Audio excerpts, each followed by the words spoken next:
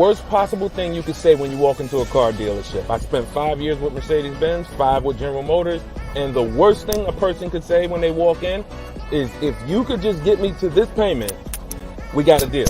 So your loan's probably still like 19, which means you got to pay to get out. You're upside down. It's called negative equity.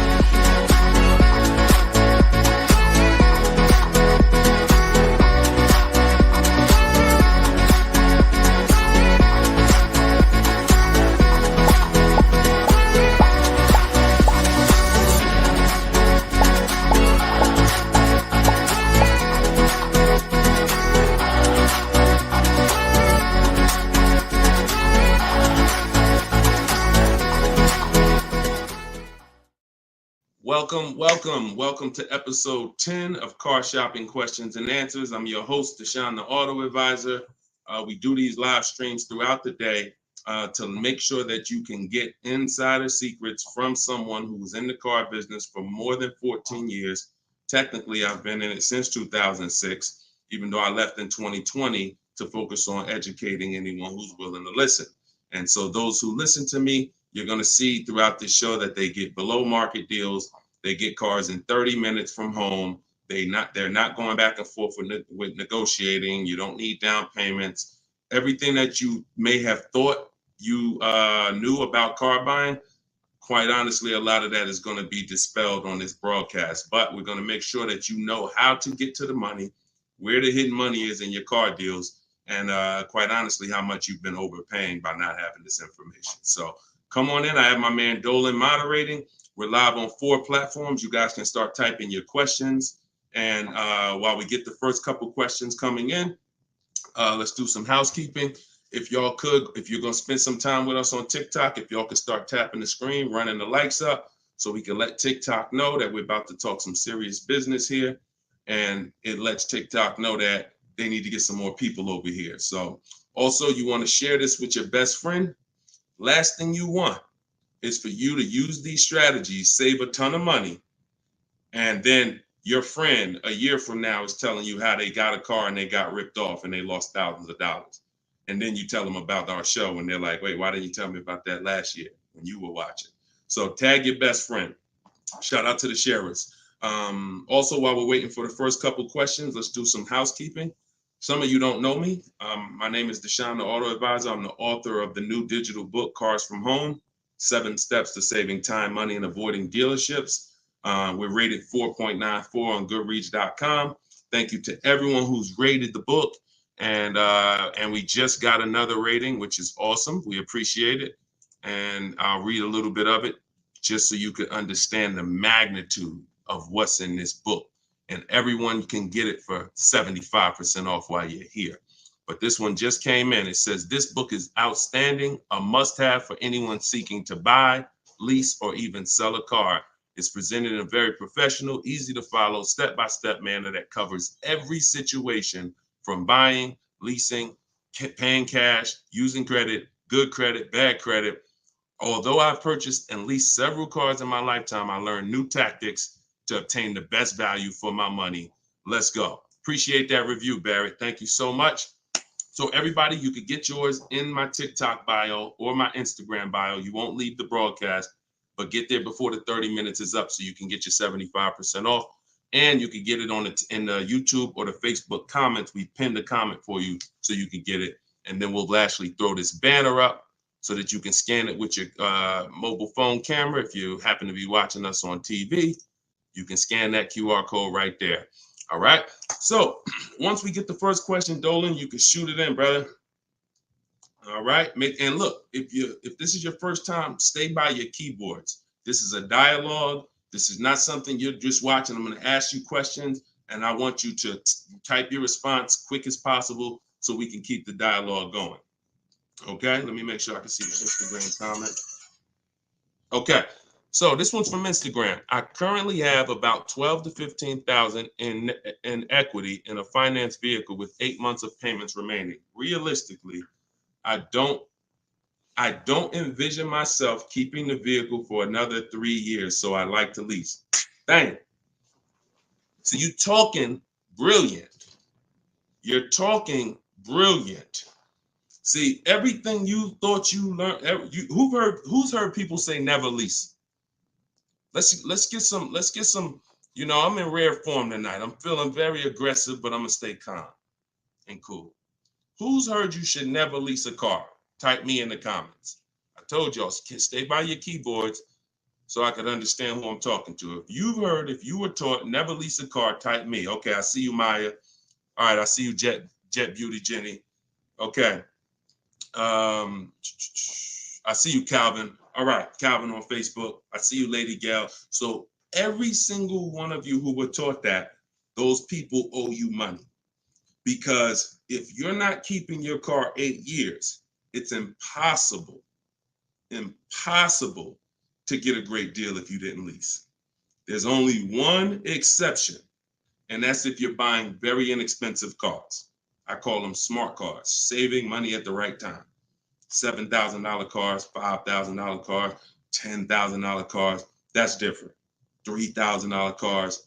But if you are buying relatively new 3, 4, 5, 6-year-old used cars and brand new cars, and you're not keeping them 8 years, you've lost thousands already. So I want you to stop that tonight. So I'm gonna make a claim. I don't mind if somebody makes a very bold claim like the one I just made, but you got to be able to support it. Let me show you something. So Tope got a lease on a BMW $690 a month.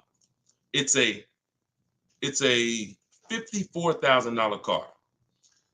Now somebody else might have that car just like that. You might be watching saying, Deshone, I got the same car.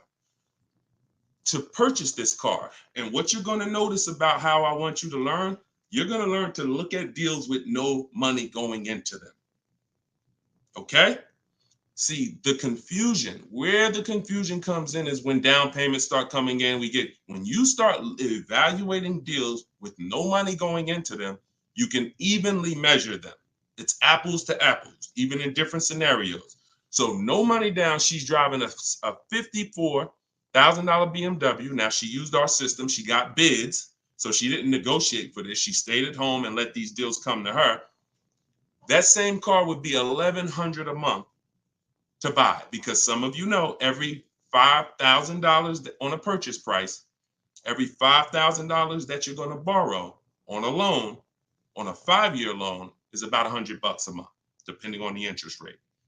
Now, I want to give you a scenario that will never happen, but I just want to hammer home that if you didn't lease, but you should have leased, you can't get a great deal. And we're going to stop doing that. Now, watch this. Let's say you happen to walk in and you're looking at the same BMW Tope got. Brand new BMW, never driven before. What would be an unbelievable discount for that vehicle? You just so happen to catch a deal asleep in desperation mode. He says, look, I got to get rid of this car right now. What would be an unbelievable discount off a brand new BMW? Like the best deal that you could realistically get, where you would say, man, he took off all of that money. Throw some numbers out there. I'm about to prove my point. Why it doesn't matter how much money you save. If you put your deal on the wrong foundation, you can't get a good deal. Let's throw some numbers out. You see? Come on. Look, okay, y'all must be thinking.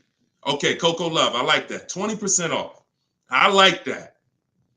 So 20% off a brand new BMW. Can we all agree that if you walked in, you got 20% off a brand new car? That would be like, okay, Ted Chu said the same thing on Facebook. I like that. So let's just say, I'm gonna pull up my calculator, right? Pull up my calculator. She walks in, brand new BMW, $54,000. She gets it for 80% of what it costs. That's $43,000. I just told you every $5,000 is about how much per month? $100. So once we put our tax in here, let's not even put all the tax. Let's just round it up to 45. Tax is probably going to take it up to 46 with fees, 47. Let's just say 45. 45,000, y'all. Our payment's $900 a month. 5-year loan. That's with an unbelievable, never before seen discount. Remember that too. What is Tope paying? No money going into the deal. Do you see what I'm saying? Or if it's clicking, type clear. If it's clicking, that's an unbelievable, unheard of deal. Brand new BMW, desperate price. Please take it. I'm paying you to take it. Take 20% off the price. Here you go. You leave thinking, man, I won. I'll never get a deal like that again. What's my payment on this thing? $900. Take a 6-year loan. It's probably $800. Toke paying $690. This is what I'm talking about. It does me or you no good for me to show you how we get bids, how we make dealers bid for our business, how we shop for new cars, how we shop for used cars, how we make banks and credit unions bid when you miss this. Lease, if I don't lease and I should have leased, no way to get a great deal. So that's why, and we could throw one more scenario in here, because some of you like Deshone, but I don't buy brand new cars. I know what you're thinking. Let's throw one more scenario. Let's say we get a great price on a used one. That same BMW, used one, great price on a used one. Let's say we knock 35, 40% off the price. 40%. Say we find a 40%. I don't want anyone to accuse me of saying, Deshone, these numbers are just a little too, you're skewing the numbers. We're going extra unrealistic in terms of trying to show, right? So we get a nice BMW, new, good mileage. We knock 40% off that price, $54,000. We pay 60% of what it's worth. That's $32,000 we're paying. With taxes, it puts us at $35,000. What's our payment? $35,000 on a loan. Every $5,000 is $100 a month. What's the payment? I got you, Jet Beauty. I'm doing this for you. She said, one more example. I gave you the brand new lease that Toke got. I gave you the brand new. It doesn't matter. You could go and be knock tons of money off on a new one. And here's the used one. $35,000. Every $5,000 is $100 a month. A payment $700 a month. So people are pulling up. Imagine 3 people pulling up side by side. Tope is in her new BMW 2024, paying $690 a month, no money down. Another buyer pulls up next door that never learned about leasing, but is not keeping their cars long term, because there is a place for buying. It's not about, everyone should be leasing. It's the 8-year rule. I'm talking about you short-term people. You're not keeping your cars 8 years, yet you believe the lies that you shouldn't be leasing. We're going to scrap that tonight. If you're willing to unlearn, tonight will be the last day you believe that bad information. So $690 a month, Toke pulls up. Someone pulls up next to Toke, got a phenomenal deal, think they won. Hey, we got the same car. Oh yeah, man, how much you get? You're not gonna believe this. The dealer gave me 20% off this thing. Oh, that's incredible. How much is your payment on that? Oh, I'm paying $900. Oh, really? Okay. Yeah, no money down though. No money down. Okay, what you paying? I'm paying $690. No money down. Oh, okay. Wow. Other person pull up in the used one. Oh, y'all got the new versions. That look good. That look real good. How much y'all paying? Oh, I'm paying $690 for the new one. Oh, I'm paying $9. Oh, I'm paying $7 for the used one. Do we understand how bad Tope is winning? So you keep believing that old information. It's cost you thousands of dollars. Cost your family thousands. I hate to be the bearer of bad news, but I'm also the bearer of good news. Because if I don't tell you, who's going to tell you? At least now you can actually make the changes and actually change your behavior and stop listening to people who rant about things but never talk numbers. Never talk numbers. They just rant and say, don't do this. Always do this. Never talk numbers though. So this is it. First step, I'm glad this is all based on this first comment we got from Instagram. Don't envision yourself keeping the car 8 years, even 3 more years, then you need to be switching to a lease tomorrow. No point in staying in it. No point in staying in it. All right. Go ahead. Shoot the next question up, Dolan. I think we went deep enough on that first one. Okay. This is the 7 p.m. live show. This is our first live show in the evening. If you see the banner on the actual show, that means we rebroadcast it, because we do rebroadcast these shows all day, so you can tell your friends, even if they can't catch us live, they can watch the show. But yeah, right now we're live, so keep typing your question. Look, Marika said, "Wow, I understand. Yeah, I understand. You're pulling back the veil." All right, this one's from Instagram. What's your opinion on the current car market with leasing? See, I can show you better than I can tell you. Those who don't know how to get great deals, there's no deals to them. We've been hearing this since the very, very beginning. When I started teaching people in 2021, we were hearing there's no deals out there. Felicia came in. She was our first person to use my stuff. She got a BMW X1, and she got it $1,950 off. That was in January 2022, middle of the pandemic, when there was blood in the street. Blood, everybody who came out the dealership, it was like you couldn't believe what you paid. And God willing, you didn't have to buy in those scenarios, or if you use my strategies, you did okay. But those who had to buy, I told you how dangerous it was back then, because dealers were charging 5, 10, 15 grand over sticker and getting it. Meanwhile, Felicia came in, she got a $1,950 discount off a white BMW, not a purple one that no one wanted, white one. Bonita, I always use Bonita because Bonita was middle of the, look, 2022, December 2022. Got 600 down, 600 a month on a brand new Kia Telluride. So our vantage point is different. I get it. To you, yo, there's no deals out there. To us, it's never been no deals. It's deals everywhere. Everywhere. Look, Frena. Some of you saw Frena. Just got a brand new lease. $579 a month. $65,000 vehicle. Ridiculous deal on the Jeep Grand Cherokee Hybrid. Ridiculous. Under 1% lease deal. So, I mean, Deshone, what about purchasing though? Well, it's easier to get purchase deals because there's no lease program. All you need is a huge discount from the dealer. When you're leasing, you need a huge discount from the dealer and a good lease program. So, but here's Sean, $73,000 F-150 Lightning just recently. Look, $20,000 off he's getting. It's just what you know. And I'm not the most proud of the fact I can get deals. I'm sure there's probably not one of you who doubt if this guy was in the car business, worked for Mercedes, worked for General Motors, he's clearly good at this. Of course he can get deals. That's why I don't even talk about the deals I get. I always show the people who use the stuff that I teach so that you could understand that you could get deals. You just need to change your strategies. Stop shopping like it's 1990. You get what I'm saying? You're shopping like it's 1990. No disrespect. I'm just telling you, look and analyze yourself. What about how you shop is different than how our parents shopped in the 90s?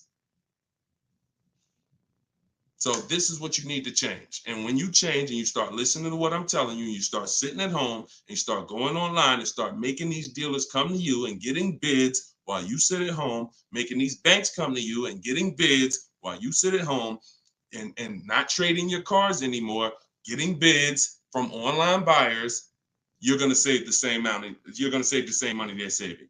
Easier than you've ever saved it before. Okay? Change your strategy. That's what we do here. Okay? All of this is out of my new book. You can put the next question up, Dolan. Cars from Home. It's a digital book. You can get it for 75% off in the TikTok comments. You won't leave the broadcast. It's normally $97. But you get it for $24 as long as you get there before the 30 minutes is up. It'll be in your inbox. Same thing in my Instagram bio. Click the link, grab your copy, and then we got comments in the comment section. We have the link pinned for you guys on Facebook and YouTube, so you can get your copy for 75% off. Okay. TikTok. How do I know what the percentage is for lease deals for Mercedes-Benz? When I return my lease, do I have to replace the tires and brakes? If they're bald, yes. Or you're just going to pay for them. And the same thing that would lose you money if you own the car, lose you money if you're returning the lease. If you have a big dent on a car and you go to sell it, people are going to take off money for that, right? If you go and sell a car and you like, hey, yeah, I want to sell this car, and everybody looks and the tires are completely bald, they're going to take off money for that, right? Exactly. So you have to, now you don't have to run, now most leasing companies give you wear and tear. So I know you may have been thought, oh, I got to keep a lease perfect. No, absolutely not. They give you normal wear and tear. They allow you to have normal wear and tear, scratches, dings, you can even run the tires down pretty low. But when you start getting excess wear and tear, bald tires to the point where they're dangerous, dents, big dents, cracks in the glass, this stuff you're going to be billed for. And that's perfectly natural. Now, in the case of what is a good lease deal for Mercedes-Benz, it's not brand specific. Watch this, y'all. A good lease deal is a good lease deal no matter what. See, the name of the game with leases, if you're not keeping your cars 8 years, because there's a different way to win with cars, and that's keeping them long enough to where they're not depreciating a lot anymore. That's usually going to be at least 8 years before you start winning, and you can catch up with the good deals that lease people are getting. You see these payments they're paying. You saw the scenarios I put when, buying the used car, leasing, getting a great deal, buying the new car. In order for them to catch up to that lease deal, they need to keep their cars a very long time, 8 years minimum, so that they can start to recoup some of the money they're putting into these cars that a person who's leasing isn't. So long-term ownership is the way to win. 8, 10, 12, 15 years. Leases, great lease deals is the way to win. But that middle stuff, buying cars, switching them in 2 years, loss. Buying cars, switching them in 4 years, loss. 6 years, loss. Leasing the car and then buying it, so you go from a lease to a purchase, different, loss. You're stuck in the middle. So when we're looking at lease deals, y'all, we're using an old principle, which is the 1% rule. The 1% rule on great lease deals has always been around. As long as I've been in the car business, it was around. So if your lease deal was 1% of the MSRP of the car with no money out of pocket, you stole the car. You stole a car. And I got tons of those deals. I never paid more than that. Before 2019, that was my last time I leased, I had 4 Infinities, and I had 2 Pontiac G6s when I was with GM, and I had a Jeep Grand Cherokee. Those are the cars that I have leased. Matter of fact, I only leased one of the Pontiacs, then I bought a used one. So I had 1 Pontiac, 4 Infinities, and 1 G6. And 1 Jeep. 6 leases I've had, all under 1%. So that's a steal. But what I found is people were signing bad lease deals and not knowing, well, what's a bad lease deal? If that's a steal, then what's a good lease deal and what's a bad one? The only parameter for a bad lease deal is you paid too much for a car you're giving back. So if you pay, and I created the 1.5% rule, what that looks like is if you're leasing a $40,000 car and your payment's 1.5%, 1.5%, that's $600 a month. That is the max. Because when you multiply that by 36 months, you're $21,600. On a $40,000 car, once you take your taxes and everything, you're probably about 44. So paying 21 over 3 years, not that bad. That's the max though. That is the max. Max, you don't go into a dealer, hey, man, you got to get me under 1.5%. No one who's learning from me has a goal to be at 1.5%. If that's the best deal out of all the offers we get, then that's different.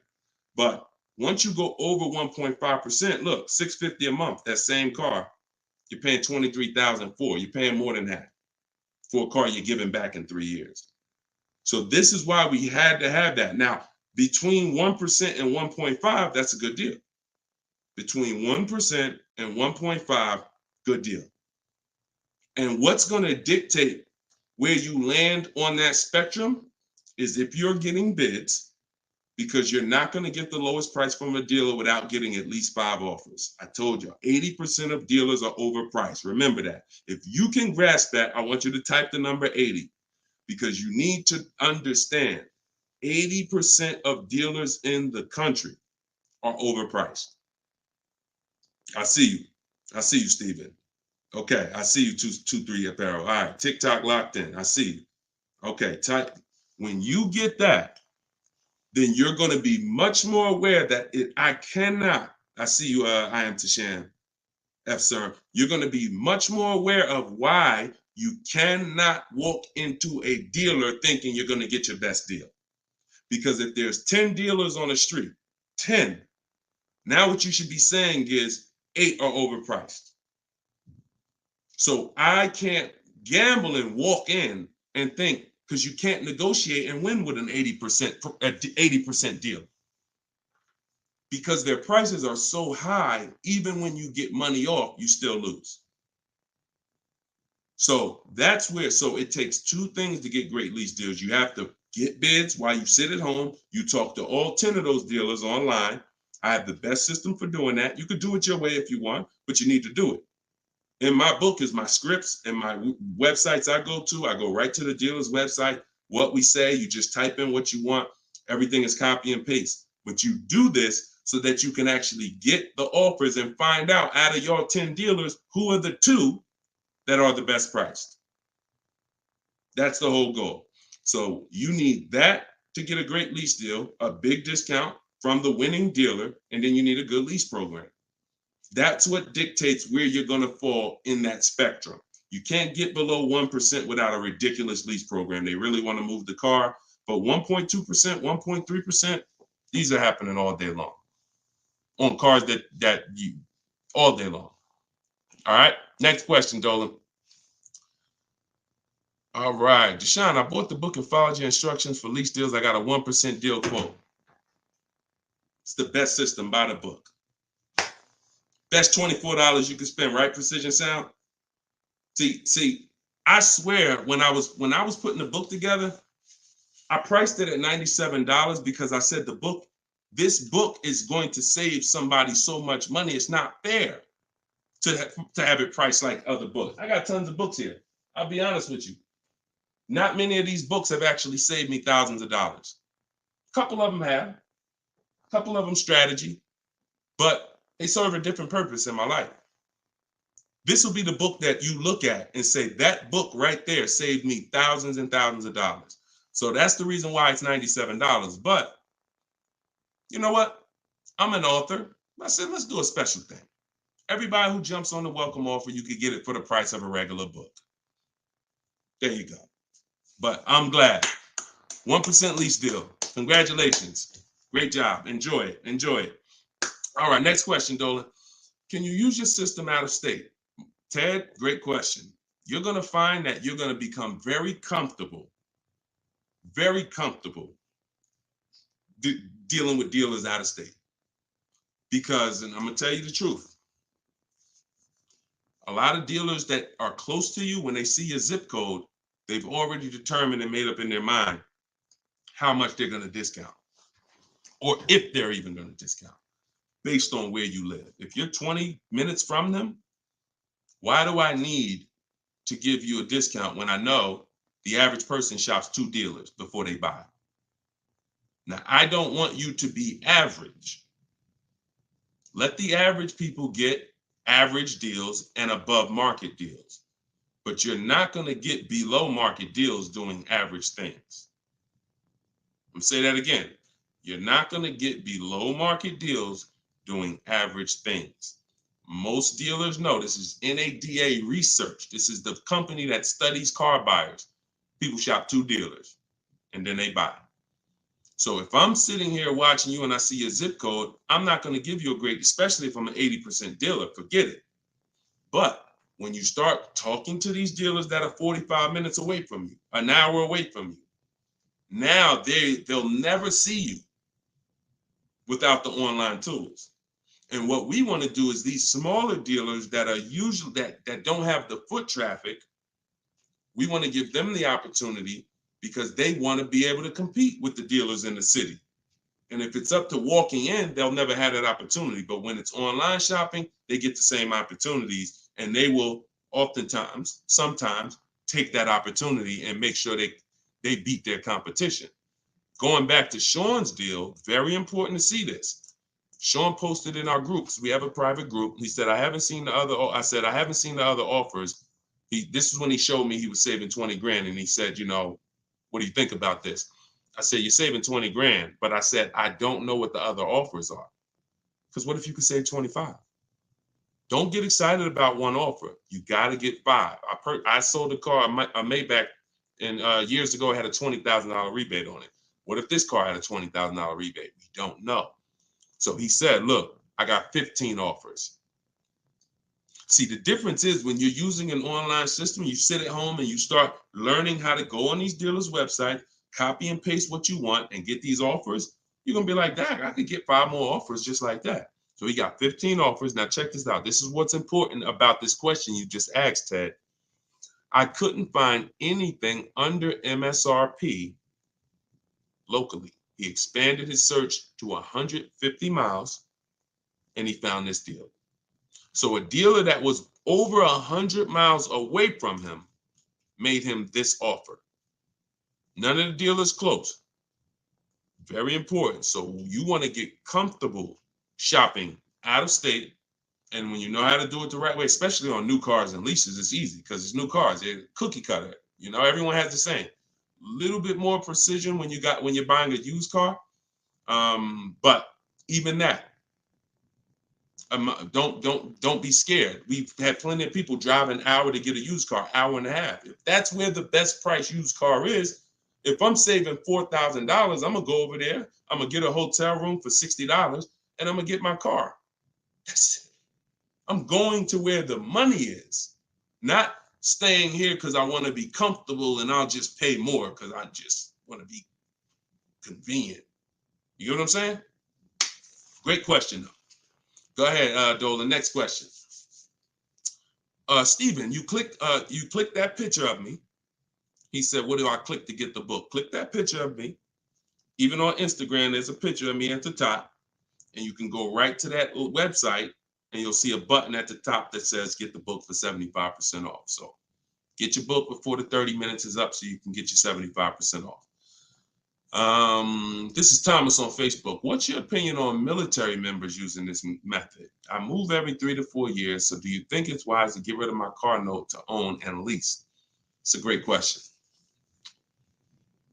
You need at least 3 years. If it's 3 years, that's fine. I don't want you trying to worry about breaking a lease contract 3 years in. 2 years in or a year and a half in. If I knew it was shorter than that, then I wouldn't be investing a lot of money in cars. I'd have like a, $10,000 car, $8,000 car, because you can't replace cars that fast. Some of you know I do this all the time. I show you, this is the depreciation scale. Whenever you see this, you think unseen. This is the unseen expense, the depreciation scale. This is why when you buy a car for $30,000 today, what is it worth tomorrow? If you buy a car for $30,000 today, I want to teach you how to see the hidden money. I call this the hidden money, the unseen expense. You buy a car for $30,000 today, what's it worth tomorrow?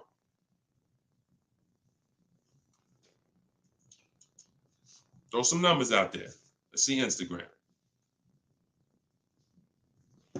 I'm just talking 24 hours later. You bring the car back 24 hours later. Is it still worth $30,000?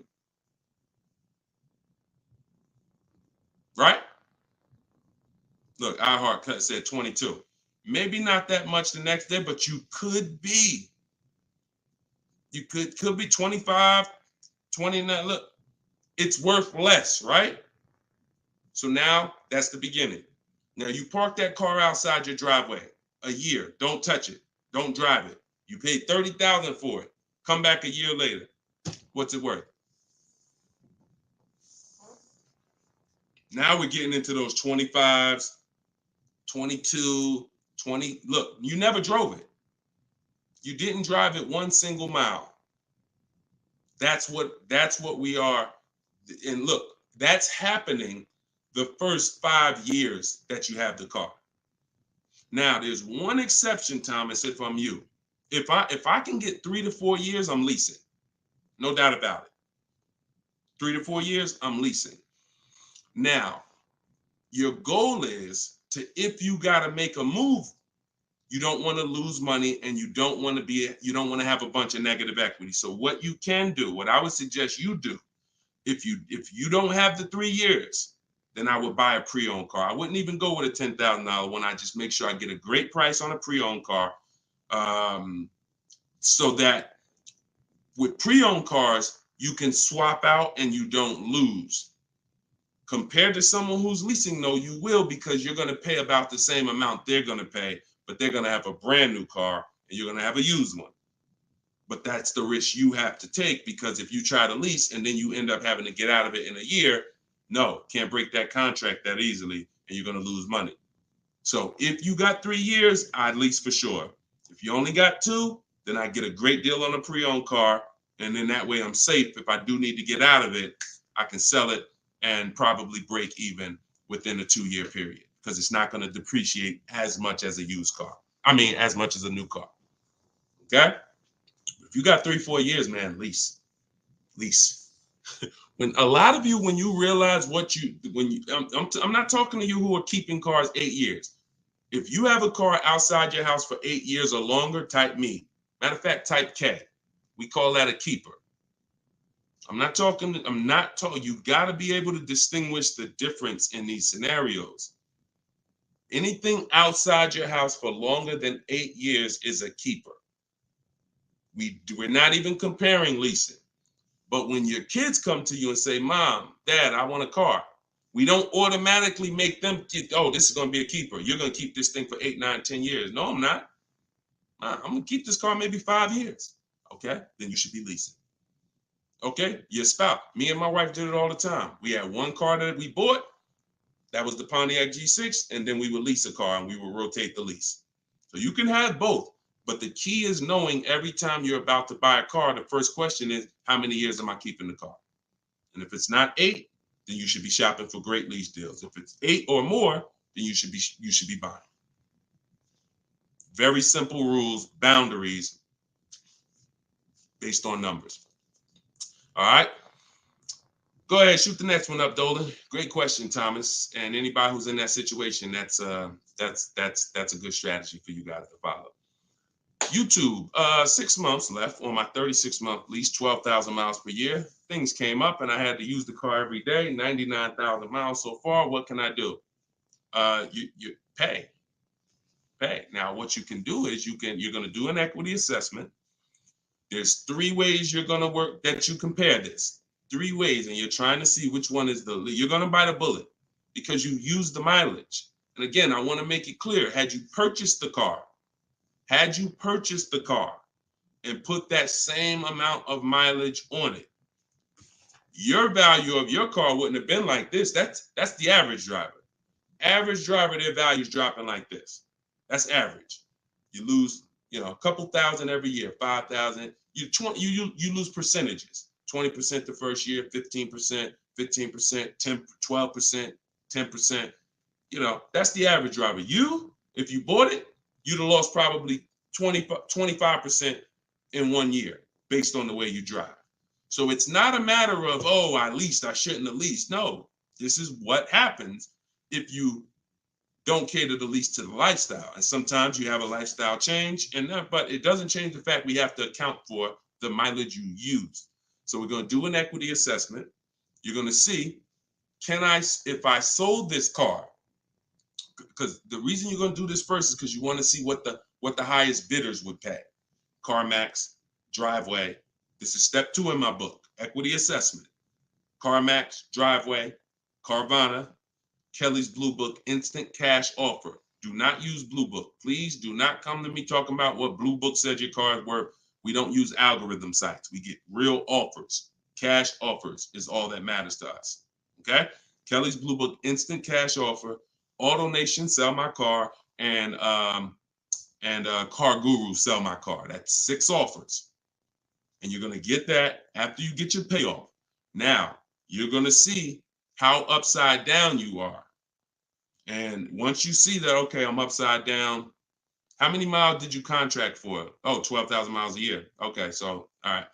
So once you see, all right, my highest offer is 23,000, but your payoff might be, 30. Then that means you're $7,000 upside down. So now you can compare paying that money to now saying, all right, well, what happens if I return the car? Now, this is the second scenario. First scenario, when your over mileage is selling it. What does that look like? Second scenario is actually taking the mileage penalty, because I just told you $7,000 is the bill over there. In that scenario, mileage penalty, you contracted for 36,000 miles and you got 99 on it. So 99.8 minus 36,000 miles, you 63,000 miles over, and you're probably going to be charged 25 cents per mile. So that's a $16,000 mileage penalty that's coming if you stayed to the end. So that's why you want to compare selling, paying the difference. If you got some cash on hand, that would be the best way to do it. Now, the last thing that you can do, which is, see, I don't like these scenarios because these are negative equity scenarios with leases, and we really shouldn't. Besides an emergency, we really should not be in negative equity situations with leases, only finances. But your last scenario is, once you see how much your car is worth from the offers, you're now going to try to roll that negative equity over and get someone to pay the bill and wrap the new deal with the negative equity. So you're going to get bids for whatever car you want to replace it with. Whatever car, let's just say you're looking for a Jeep Grand Cherokee, you get bids, get your best offer, and then you're going to tell them, hey, I got this old car here with this type of penalty. I need to wrap it into this deal that's 7,000 or 8,000. That's why you got to know what the market value is. Before you do this, you have to know what the market value is based on offers, so that you know, all right, I got to slap another $7,000 on top of whatever my best deal is, so that I don't get the bill. So if you can pay the bill, pay the bill. If you can't pay the bill, then you need to roll it into the next deal. But the last thing you want to do is drop that car off without doing what I'm telling you, because once that car is grounded, the bill is generated. It's nothing out of it. So everything you have to do is now, because if you ground that car with that mileage, the bill is automatically coming. There's nothing you can do to get out of it. So follow those steps, do the equity assessment. And when you're on those websites I just told you about, if you have a lease, that's going to ask you, are you leasing, financing, or own? Put own. I'm just telling you. And I'm telling you, if you have my book, I explain why you must do that, but I don't have the time to go into detail of why you must do that right now. Okay, just when you're on those websites, put own. And if you have my book, then I'll be walking you through this step by step. But you're more, if this ever happens again, you guys look at this early. You look at this when you're a little bit over miles, not this much over miles. And listen, I know you may have not known, maybe I understand, but for future reference, we want to choose our mileage carefully. And if we find ourselves going over by thousands and thousands of miles, we want to make a move and do this same scenario sooner than later. Okay? Best thing I can tell you. You got to bite the bullet. We just need to find the smallest bullet to bite. Okay? All right, next question, Dolan. That's a good one. Common situation. All right. All right, go ahead, Dolan. All right, here we go. This is Ted. A couple other things real quick. I'm upside down in my current car loan, but the payment is cool. Still want the same or lower payment on the next purchase. Is this covered in the book? By the way, I already copied the book just in case I have to pivot. Wonderful, wonderful. So, I think you said you were switching to a lease, right, Ted? But you're upside down. So if you are in a finance, what you're going to find with great lease deals is you can usually switch, and if you use what's in that book, get your great lease deal, you'll usually even bring in some negative equity over, you're still going to be in a comfortable payment range, because a purchase is so much higher than a great lease deal. So a purchase, unless you put a ton of money down, a purchase is just so much but you can't control that. All you can do is do your equity assessment, like I walk you through in the book, and then determine what you're going to do with the negative equity. Pay the difference or transfer it. And once you're transferring, you get your bids, and then you bring your negative equity on top and you see what it is. There's no point in worrying about what you can't control. But I can tell you that most times switching from a lease to a finance to a lease, you're getting more car and you're usually dropping your payment, especially if you buy new cars. If you buy new cars, forget it. You're dropping your payment dramatically. So you can still move negative equity over. But even on used cars, you're going to see that just going from a finance, you saw the scenarios. If you were here at the beginning of the show when I started those 3 scenarios, you saw how different the payments were. So that lease gives you so much room to customize, bring over some negative equity, and still be better payment-wise than purchasing. Okay? So yeah, keep me posted, man. Make sure you send me your success story. Thomas just got the book. When will the next session be for the step-by-step breakdown? I don't do a step-by-step breakdown. Look, I'm talking to the public, and here's what I won't do, because it's just not fair. I'm not going to spend a lot of time talking to people who have the book, because the book is step by step. Every now and then, Dolan pulls a question in, great, but I'm talking to people who don't have the book. I'm not going to make the whole show talking to people who have the book, because quite honestly, like I said, I got a lot of books up here. I can't talk to one of these authors. If I'm reading something from, this author over here, but the book is set up in a step-by-step way. So just use it and win with it. All right. Go ahead. Shoot the next question up, Dolan. It just would be corny. That'd be corny. Oh, he's only talking to people that got his book. No, we're not doing that. DJ Flair, YouTube. I haven't gotten APR under 1.4 on a lease. Should I settle? How many offers do you have?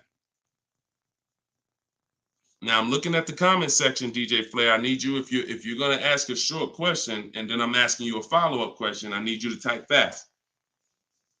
And that's a quick look. Number, send.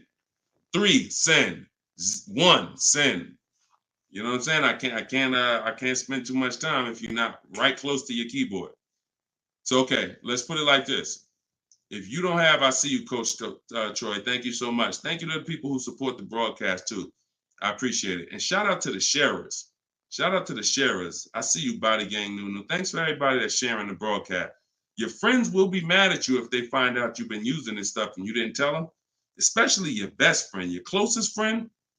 If you've been using this stuff and you didn't tag them, go ahead. Go ahead, type your question, Coach Troy. We'll get to you. All right, I don't think DJ Flair's tapped back in. So here's the thing.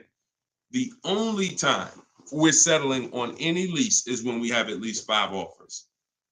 Because when you shop the right way, and anyone who shopped using my stuff can attest to this, when you shop the right way, you're going to see on a regular lease, any vehicle you name, you're going to see $150 to $200 a month difference. I told y'all, I'm not just telling you 80% of dealers are overpriced. You're going to prove it to yourself. 80% of dealers are overpriced, and you're going to prove it to yourself when you look at all those offers and you see that one dealer is at $450, another dealer is at $490, another dealer is at $530, another dealer is at $590, another dealer is at $6. We've been doing this. I've been working with people since 2021. I got over 1,600 people in my personal, coaching program, and we got thousands of people that have the book. So when we get the offers, that's what we see. So the only way we will settle on a 1.4% lease is if we know that's the lowest offer in the market. And the only way we know it's the lowest offer in the market is I'm looking at the other lease deals. Oh, that one's 1.5. That one's 1.7. That one's 1.75. That one's 1.8. Now I know 1.4 is the deal. Let me get this up out of here. This is a great deal on this particular car. That's the only way. Okay. Next question, Dolan. Great question. I'm on the fence about joining maps for my truck purchase. Can you elaborate on how it's different than following the book? I don't even talk about maps on here. Maps is Maps is my book and video with me coaching and Zoom calls and a private Facebook group. Totally different. And again, that's another reason why I can't get too big into giving questions and answers. Look, the book is there. It's $24. It's step by step. People have used it, gotten to success. That's why we're rated 5 stars, 4.94. But that's why we're rated high. That's why people are writing me. Look, we just got this today. So when I get this stuff like that, the only time I'm going to engage with thousands of people who got the book is when I know the book is not really complete. It's not complete, but we know the book's complete. So when Tiffany sends me this, look, I just got this from Tiffany. Look. I believe we got a great deal. Look, 2024 Mazda CX-90, $44,820 on the sticker. Discount was $6,530. That's ridiculous. That was her best offer of all her bids. $65,000. She saved 15% off the price of the car. Brand new car. She just sent me this. So some people are like, Deshone, you know what? I can follow the book. This is my thing. You laid it out step by step. Step 1, 2, 3, 4, 5, 6, 7 is delivery. Step 7 is literally getting ready for delivery. So, but Maps is totally different. Maps is the program I launched in 2021 that I work personally with people. We do coaching calls, and we and everything in the book is in video form. So you're not reading, you're just watching step-by-step video. So you could email me about that, and we could talk about that another time. All right? You get what's right for you. Go ahead. Next one, Dolan. All right. What if you drive too many miles daily? You just pick your miles. You choose your miles wisely. You can see, here's what I want you to understand. Now, if you were on the show a little earlier, we talked about how you're going to pay whether you, and bring in, Dolan, can you bring in Coach Troy's question on TikTok? Here's what you have to be very clear on. You pay for the miles whether you purchase or lease. That's why I want you to think about that. Depreciation scale. If I drive 0 miles, my car is worth less in a year. If I drive average miles, it's worth less in a year. If I drive high miles, it's worth less in a year. Ain't got nothing to do with whether you leased it or you bought it. If you bought it, that's what's happening. So the purpose of the lease is to know I'm not keeping my car 8 years. So I'm going to look to replace the car while it's dropping in value like this. If I buy it, this is year 1, this is year 2, this is year 3, this is year 4. Once you get about year 6, it starts to round out. You're losing less value, year 7, year 8. But you still need to catch up to the person who leased because they haven't put all this money in the car that you have. That's why it's the 8-year rule. But if you're like, Deshone, I know I'm not keeping the car 8 years. Your goal is to beat the depreciation in. How do I get a car without taking this type of loss? That's a lease. That's a great lease deal. Not an average lease deal, not these commercials. None of these lease deals y'all saw in the show today was based on a commercial. Nothing. They were probably thousands better. Do never look at commercials and think, oh, that's a lease deal. Absolutely not. Absolutely not. So what you're going to do is you're going to assess your miles, see how much you drive to work and back, how many days a week, and you're going to add that up over the year, and you're going to come up with a number. And if it's $18,000 a year, great. I worked for Hyundai for 6 weeks, and I keep the story short, but I worked for them for 6 weeks. I was a manager there. Owner ended up getting indicted. Straight up highway dealer. Like I would never, it's the only dealer where I said, whoa, this ain't for me. No way. Got out of there in 6 weeks. Gave them their car back that they had me driving. I said, I appreciate it. God bless you. So I end up getting, I had a person who was dropping off their lease. And I was doing the paperwork to ground the lease for them. Hey, I was doing the work to ground the paperwork, and to ground the lease, and I saw that he had like 70,000 miles on the car. And I said, "You lease this?" He said, "Yeah, man, I always lease." I said, "Wait, you in sales?" No, he told me. He said, "Yeah, I'm in sales. I drive over 20,000 miles a year. I used to buy my cars, and I just be, all this negative equity. I had to put big down payments. I just, once somebody showed me about leasing, I never stop. I pay my payment, I bring it back after 3 years, get a new one every 3 years." I said, "Wow, that's crazy." Then I looked at his payment, and I saw his payment was only like $150 a month more than a normal payment. It wasn't $500 more a month. It was $150, $175 more to get the additional mileage that he needed. I said, "Man, I'm telling everybody about this," because I had high mileage drivers coming in with same amount of mileage on that he had, 70, 80,000 miles, except they bought it. And now I'm like, "Hey, you got like 12,000 negative equity because your car, you got so many miles on it." And they're like, "Yeah, I know." So before I learned that about high mileage leases, that's what I used to do. I didn't understand it, but now forget it. And that was back in that was 2016. So everything I've learned, I bring it to the public, and I've learned from seeing bad scenarios. So no matter how many miles you drive, as long as you're not doing like Uber or Turo or something where you're renting the car, you're just putting like as many miles as you can on it a year, and you don't really know how much you're going to put on. As long as that's not the case, it's predictable, then for sure. I have 2 strategies in my book for high mileage drivers that don't keep cars 8 years. 2 strategies: high mileage lease, and then something I call 2 cars, 1 payment.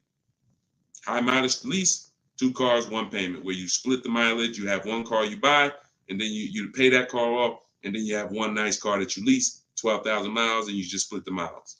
Either way, stop buying. And now, one more thing, and put the next question up, Dolan. Now, if you're a high mileage driver and you are an 8-year person, great, no reason to lease. There's plenty of cars out there. You buy a car that you can drive 25, 30,000 miles a year. That'll last you 8 years. No reason to lease. See, if you are keeping your cars 8+ years, forget about leasing. If the person who you want to shop for is 8+ years, no reason to lease. I'm only talking to you who are like 6 years, 5 years. Deshone, I'm not keeping it 8 years. You are the ones losing thousands of dollars by not leasing. All right, I see you. I see you. All right, so this is Coach Troy from TikTok. And we're live, y'all. Just in case you know, we're live for a couple more minutes. This is our 7 p.m. live. We whenever you don't see the banner on top, you know it's live. Whenever you see, because we rebroadcast these shows because a lot of people can't make them, so you can catch them on pretty much any of our platforms. You can watch the replay, watch the rebroadcast. But we are absolutely live right now. So for a couple more minutes, you can type your questions. This is Coach Troy from TikTok. I have a lease now. My lease is up in June. My credit fell to 573. Can I go for a finance? What I do is I'd get a smart car right now, saving money at the right time. Now, if you have a strong car payment history, that weighs on your profile. Mercedes, tell y'all a story about Mercedes. Mercedes, if you paid Mercedes, your whole world could be crashing down. They'll approve you again. So I would have people come in and say, Deshone, or they'll call me and say, Deshone, my credit's not where it was when I got the Mercedes a couple years ago. What do you think? I said, well, how was the payments on the Mercedes? I never missed one. You're good. Maxed out credit cards don't matter. They look at that. So if you paid the car payment, I go for a lease. If you missed a couple car payments,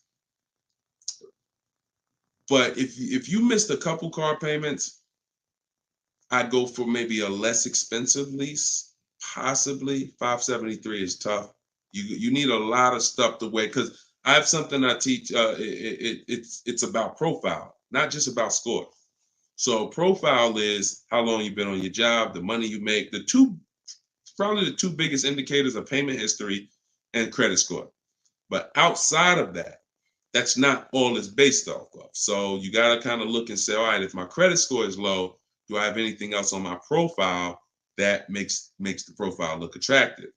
That could be, you know, that's usually either a car payment that you paid on time, or um, you only missed a few payments and they dropped your score low. If you got like 60, 90-day late, then I would tell you, okay, let's get an inexpensive car, $10,000 car, get something small. I call this a smart car. In my book, I refer to this as a smart car, saving money at the right time.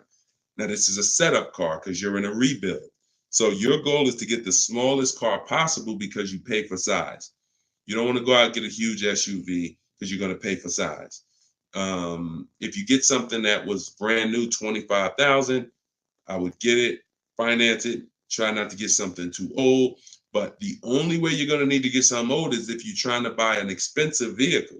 If you're trying to buy a Jeep Grand Cherokee that's $45,000 brand new and you're trying to get it for 10 grand, you're going to need it. Old one, and that's usually a sign that we're looking at too much car.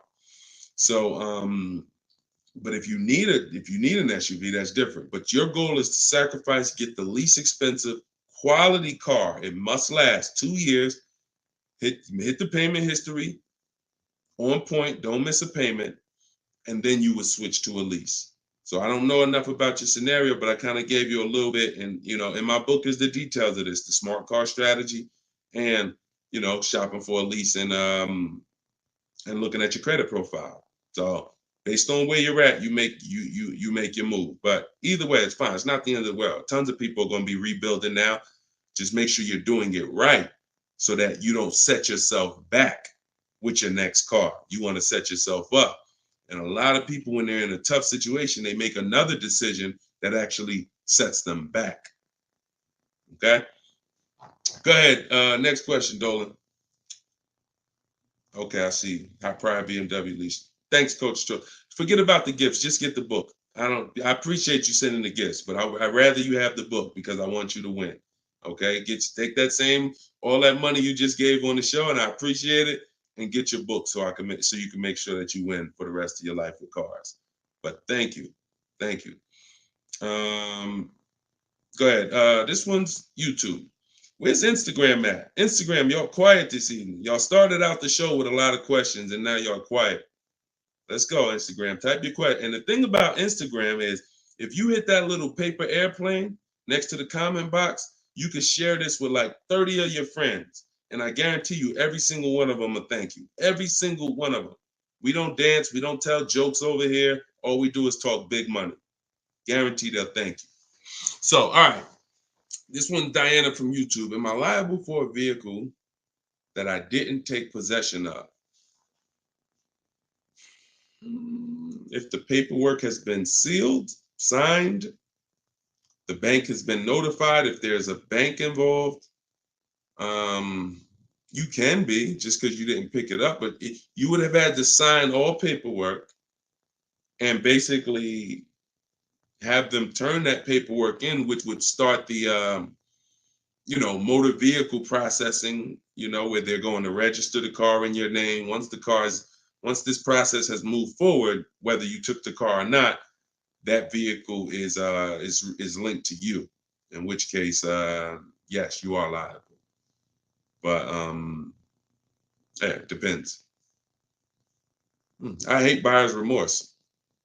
Buyer's remorse sucks, y'all. Buyer's remorse comes. You only get buyer's remorse two ways. You got a bad car or you got a bad price, or both. So you need boundaries to get good cars, quality cars. Choose the right cars that you're gonna like, gonna love, gonna enjoy, so that you don't regret the car. Boundaries to make sure you get a quality car, not a car that's gonna be in the shop, not a car that's gonna break down. Boundaries. You need strategy to make sure you actually get enough offers, so when you accept the offer, you paid the lowest price possible. Offers. So those two things, two types of buyer's remorse: the car and the price. The car, that you're shopping, how you shop, choosing cars, taking your time, knowing what websites to go to make sure the car is quality, going to test drive the cars if you're leasing or buying a new car. That's the shopping boundaries. That's how you make sure you don't get a bad car. When you're looking at a used car, narrowing it down, title history, service records, accident history, and then the strategies. The other buyer's remorse is, I don't like the price. I think I could have paid less. I think I'm overpaying. I'm not comfortable. That comes from getting bids and looking at multiple offers. Got to use this. If you don't use this, that's going to continue. It's impossible for you to eliminate that without those two strategies.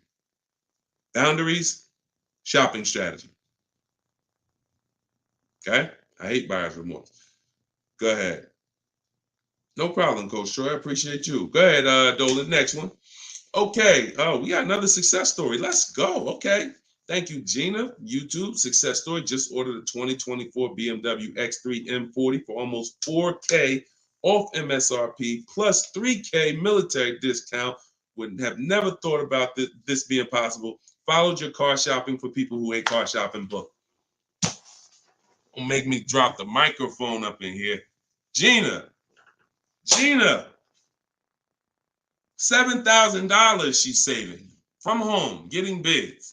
See, look, I love this. I love this. This is empowerment right here. Forget all that other stuff. Forget all the other stuff. Is if you use something and it does not save you money, throw it out. But you got to use it. I knew that if you're willing to use what's in my book, if you are willing to take it, trust my process, these are the results. You don't have to be me. You don't have to be Deshone. Gina's not me. Gina didn't even know about this a month ago. Got the book, used the step-by-steps, saving $7,000 off a brand new BMW M40. X3 M40. Come on. Come on. Congratulations. Enjoy it. Great job. I had dealers beating other dealers' prices. I see. Come on. That's the language that I want you talking. That's empowerment right there. There's no buyer's remorse. There's no potential for buyer's remorse. How? I got dealers competing. Yo, all right, you the best right here. You won. The heck? There's no room for buyer's remorse when people were competing, jumping through hoops. Hey, pick me. Here's my offer. Here's my offer. Here's my offer. Come on. All right. I love it. Good job, Gina. Okay, to everyone else who's like, what book did she use? That's my new digital book. It's called Cars from Home. It was originally called Car Shopping for people that hate car shopping, but now it's called Cars from Home. 7 steps to saving time, money, and avoiding dealerships. Has all my templates for new cars, used cars, leases, everything in there. And it's normally $97, but in my TikTok bio, you can get yours for 75% off. In my Instagram bio, click that link and then get your book. You'll pay $24 instead of $97. And in Facebook, YouTube, we got the comments. We got a comment pinned for you guys to get it. Go to deshonsbook.com right there on the screen. Or if you're watching us on TV, you can just scan that QR code with your mobile phone. I want the success stories. I love the success stories. Love it. All right, go ahead, Dolan. We got a couple more minutes. Go ahead. Next one. Okay, this one's Maria from Instagram. Apologies. I had to serial earlier, so I probably missed the answer. Do we include the fees into the payments when calculating the 1.5% rule? Absolutely. Now, the simple way is you don't have to worry about the fees. You're getting offers. Here's all that's important, Maria, when we're getting our lease offers. Total out of pocket is first month's payment only. If someone submits a deal with no first month's payment, you $2,000, $3,000, because some of them will do that. Can you please, resend the offer with just first month's payment? Then 12,000 miles per year. Then we're getting at least 5 offers. And then what we're doing is we're dividing the monthly payment into the MSRP. Dividing the monthly payment into the MSRP, not the selling price.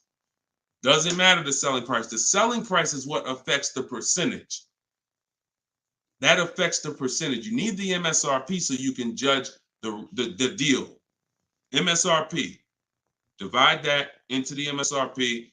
That's all you need to know when looking at lease offers. So I can look at 20 lease offers from 20 different people, As long as they are using the format that I told them to submit me the offer in, I can compare 20 offers in 60 seconds, maybe 2 minutes. Boom, boom, boom, boom. All right, this dealer made the best offer. Very simple. Don't worry about fees with leases. Just do those percentages. Everything else will slow you down. All right, great question. All right, wasn't it fun? Look, Precision Soundworks said, wasn't it fun following his steps? I just gotta put that on it. Listen, this game, oh man, come on. Wasn't it fun following his steps? Because you're in control. You're in control. It's fun being in control when you've been buying cars. You've been out of control for all your life. You felt intimidated. You felt like, oh, they're gonna get over on me. I'm gonna say the wrong thing. I'm gonna do the wrong thing. Now it's the total opposite. You're in control. So it becomes fun. My man. I love it. All right, go ahead, Dolan. Okay, this one's from TikTok. My brother totaled my car with only liability insurance. What should I do? Talk to the insurance company. Being underinsured is a real thing. That's called exposed. You're out there with exposure. So liability insurance, yeah, and hopefully it was a very inexpensive car, like a $3,000, $4,000 car. You know, I hope you weren't. You know, hope it wasn't like a $10,000, $12,000, $15,000, $20,000 car. This is why insurance exists. I'm sorry to tell you, like that's some of the worst scenarios. But you know, being underinsured is a real thing. You know, so make sure you're using. I use a company called Insurify.com or Jerry to shop insurance. It shops all the companies for me because you should be shopping for car insurance every single time your car insurance is up. And you know, but yeah, you got to be properly insured because these things happen. Say, look, gap insurance. A lot of people don't know. People will say, "Oh, I won't buy gap insurance," or they'll say, "When I go into the office, never say no to everything." Well, if you needed gap insurance or you needed the right coverage, we either get it from the dealer or we call our insurance company. There's other insurance companies that sell gap insurance, but before we get it from the dealer, we'll call our insurance company or we'll go online. But if you total your car and you owe 25, but the car's net value was 20, you got a $5,000 bill coming. Totaled your car, lost your car. Now here comes a $5,000 bill. Hey, what happened? Gap, exposed. So this insurance thing is very real. So please make sure. I mean, I hope it works out for you, but make sure you have proper insurance coverage. All right, go ahead, Dolan. All right. Great questions. Great questions.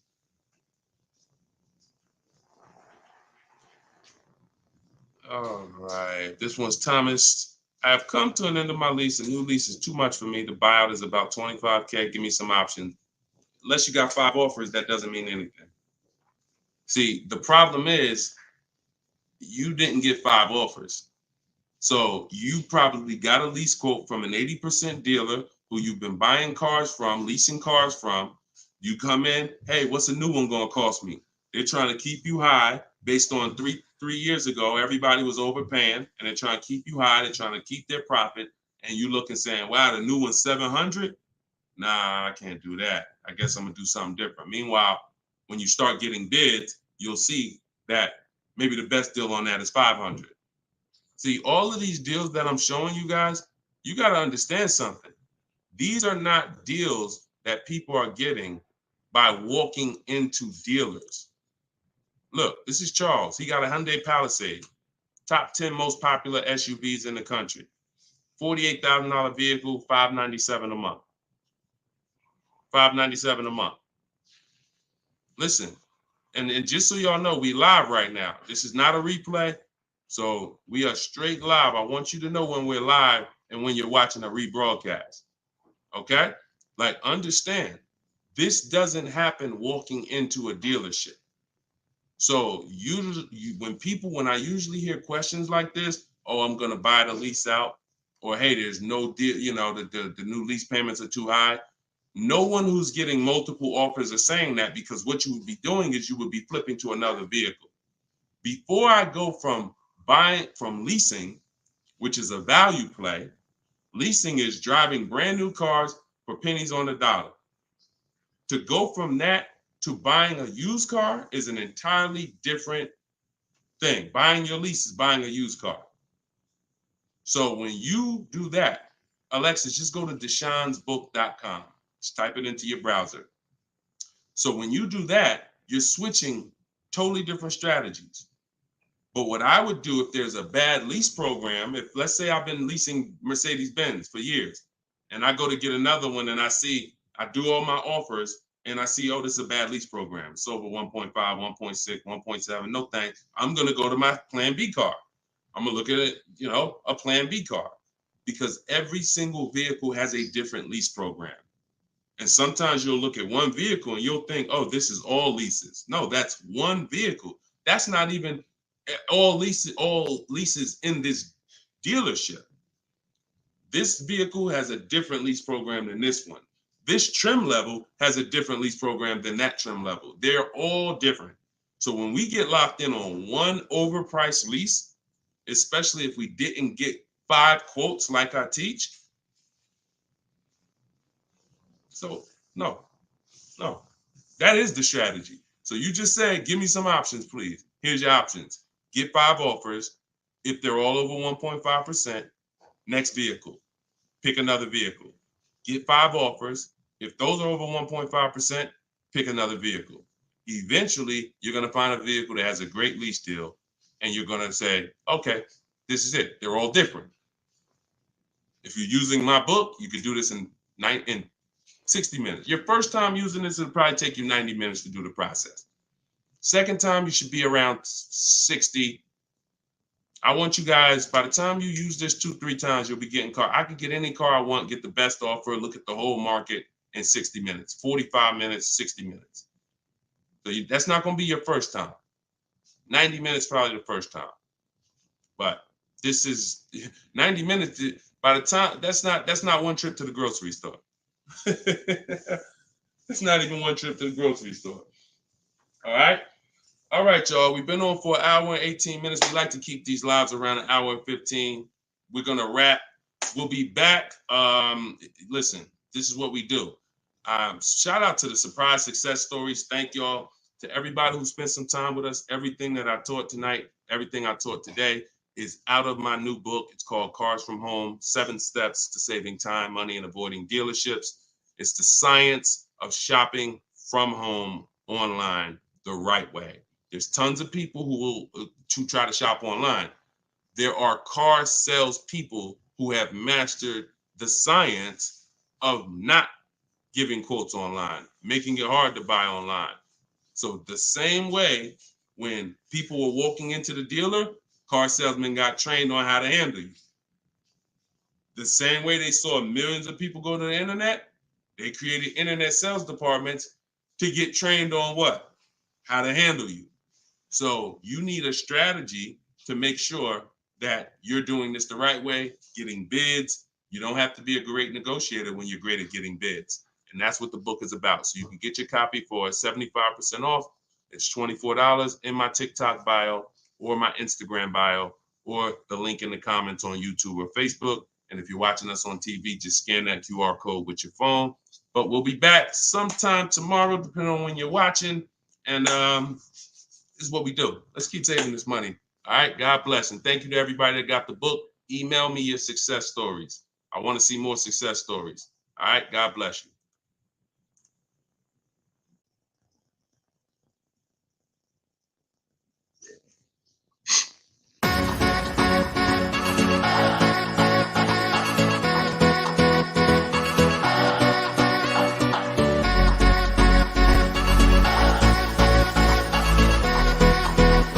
The worst possible thing you could say when you walk into a car dealership. I spent 5 years with Mercedes-Benz, 5 with General Motors, and the worst thing a person could say when they walk in is, if you could just get me to this payment, we got a deal.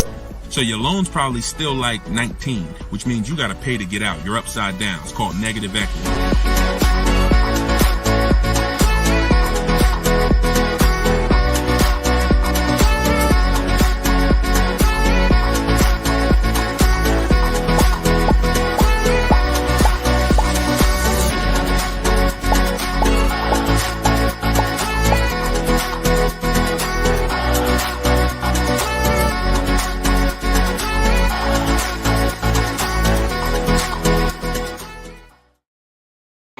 Welcome everybody to episode 11 of Car Shopping Questions and Answers. I'm your host, Deshone the Auto Advisor. I'm just sharing the broadcast onto Facebook. We're live on all 4 platforms: TikTok, Instagram, YouTube, and Facebook. We do these shows throughout the day, and we do lives. If you see the banner above me, that means you're watching a replay. If you don't see the banner, that means we're live. You guys can start sending your questions in, and we will get down to the order of business, which is making sure that you have the inside strategies, the best strategies to car shopping online so that you can get below market deals. Good to see you, Miss Brooklyn. I see you on TikTok. Let me pull up Instagram. I like to see my Instagram comments. I got my man Dolan in the back moderating, and so he'll be pulling your questions in as you type them. If this is your first time on a live with me, can you type the number 1? First time ever on a live with us, can you type the number 1? And everybody who's been here, if you've been here before, can you type the word welcome so we can give a welcome to the first timers in here, to the people who've been here before. We got a lot of first time people. Good to see you. All right. And type a welcome to everybody who's been here before. Now, I always say you should share this with at least your best friend, because they will get upset with you if you start using these strategies, when you start using them and getting below market deals and they're out there fending on their own and overpaying. All right. So share this with your best friend. Now, just some housekeeping. I am the author of the new book, Cars from Home, 7 steps, not 70, 7 steps to saving time, money, and avoiding dealerships. We're rated 4.94 on Goodreads.com. So I appreciate all of you who have helped us get to this rating. I'm showing it right here. I think right now we're up to 35 ratings and 28 reviews. I appreciate everyone who's taking the time to review the book. So appreciate it. Everyone can get your copy of Cars from Home, my digital book, in my TikTok bio for 75% off. It's normally $97. You can also get it in my Instagram bio. And then we have a comment in the Facebook and YouTube section pinned so that you can get your copy for 75% off. And we also have the banner for those of you who are watching us on TV.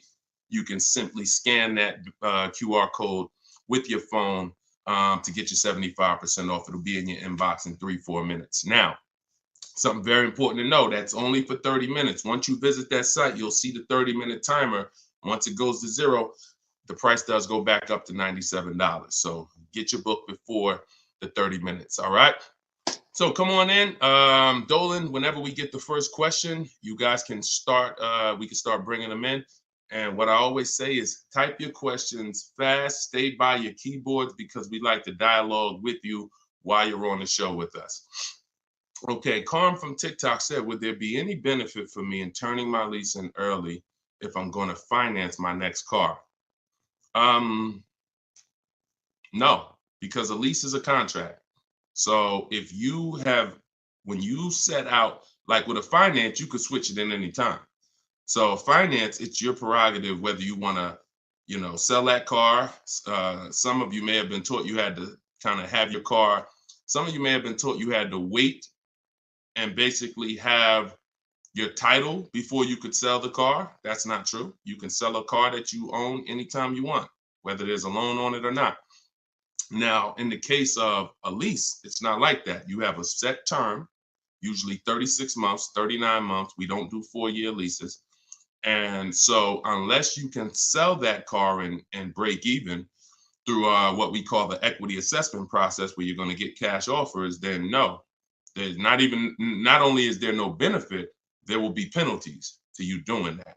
So that's the only way to get out of a lease early, is to sell your way out of it. If you turn it in early, all those payments will be due that you were responsible for. All right. And if you're going into a finance, I hope you're going from a short-term mindset to a long-term mindset. So hopefully you're like, okay, I plan on keeping my next car at least 8 years so that I can make sure I get the benefits of purchasing. There's no other benefit of purchasing, in my opinion. And look, if you guys want to throw some out there, there's no other benefit of purchasing besides the fact you can outlive the depreciation of a car. Paying the car off is not a benefit if you're still seeing massive depreciation.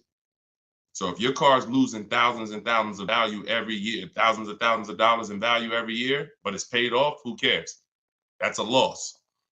But with a purchase, you can hold on to the car long term, and then you'll outlive the depreciation to the point where the car is not losing value every year. It might lose a couple hundred. That's it, but not normal depreciation.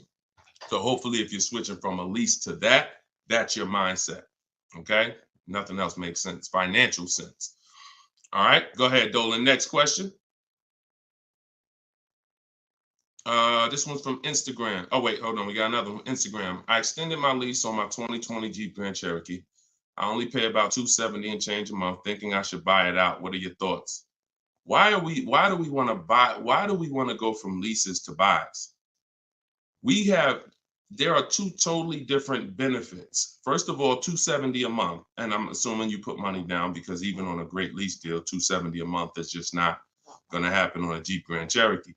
So you paid that payment a little, you paid to get that payment a little bit, but yet and still, a lease is, the benefits of leasing are you're driving very expensive vehicles, brand new vehicles, $25,000, $30,000, $50,000, $100,000 vehicles for pennies on the dollar when you get great deals. You're literally driving them for 30%, 40% of what someone who purchases them is paying when you get great lease deals. What's the benefit of switching to a purchase?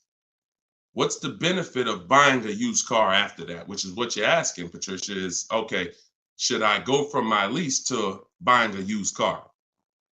Because that's what when you buy your lease, that's all it is. You're buying a 3-year-old used car. There's nothing different than that. So if you are of the mind, and also to get a payment that is relatively low on a lease, you got to take a long, when you buy out your lease, you got to take a 6-year loan, especially with today's interest rates. You're going to take a 6-year loan. So you're literally paying on a car for 9 years. You're committing to a 9-year payment on the same car. Think about that. If y'all enjoying it, y'all going to spend some time with us. Could y'all tap the screen, keep running the likes up on TikTok? Appreciate you. All right. What's the benefit? So why are we doing this? And for the, all I do is I spend my time talking about numbers and thinking about financial ramifications, financial consequences of the decisions we make. And I try to explain them to you so that you can look down the road and see that this doesn't make financial sense for me to do this. So if you're looking at a $270 a month payment and you put money down, your best bet is going to be to shop for another vehicle, unless you want to keep the car a long time. If you say, Deshone, I'm keeping this thing 8 more years, then you can buy a used car, because the only way it's going to make sense for you to pay 9 years of payments on the same vehicle is if you keep it at least 11 years, which is 3 when you bought it, when you leased it, and then another 8 once you bought the lease out. 11 years. But you paid for 9 on the same car. So there's no good reason to do these things. Buying your lease out is the only scenario where you come in.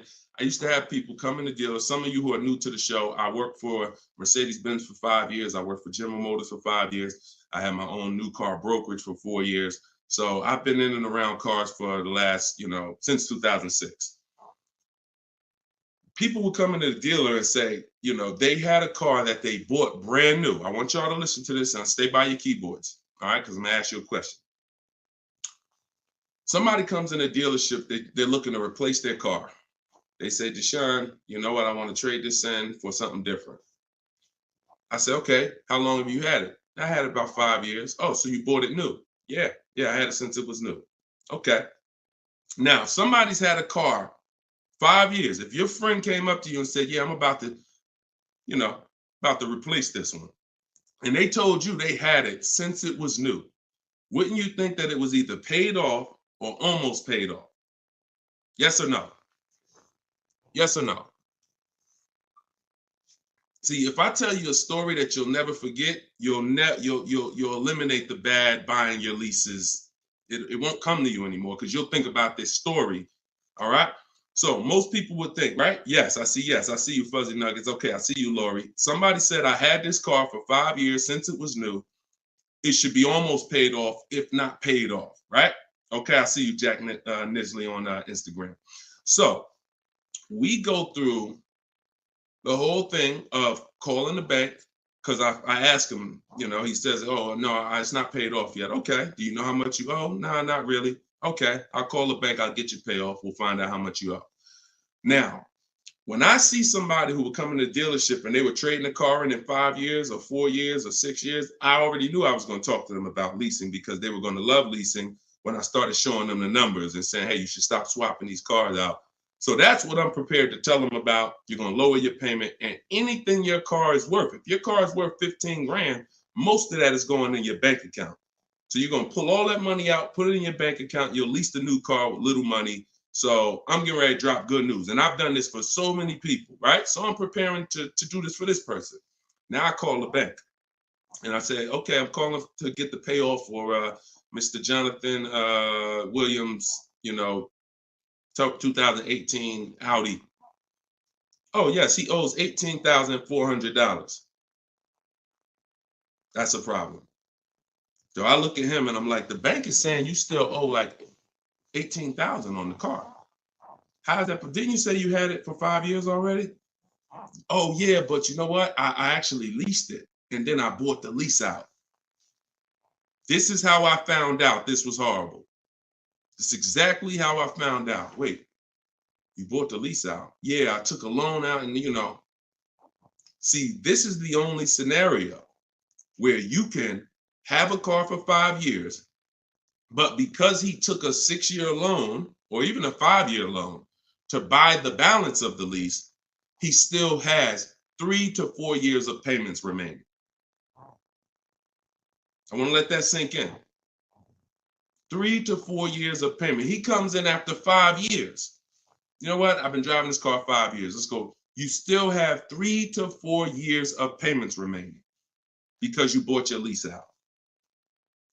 It's a horrible idea. It's a horrible idea. If you want to ask a question about any exceptions to that rule, you feel free to ask. I've got a bunch of smart people on here. We got a couple hundred people on here. Would anybody commit to a 9-year loan? Anybody? Anybody willing to raise their hand and say, hey, yeah, I'll buy a car, 9-year loan? Anybody? No, right? So this is what we have to understand.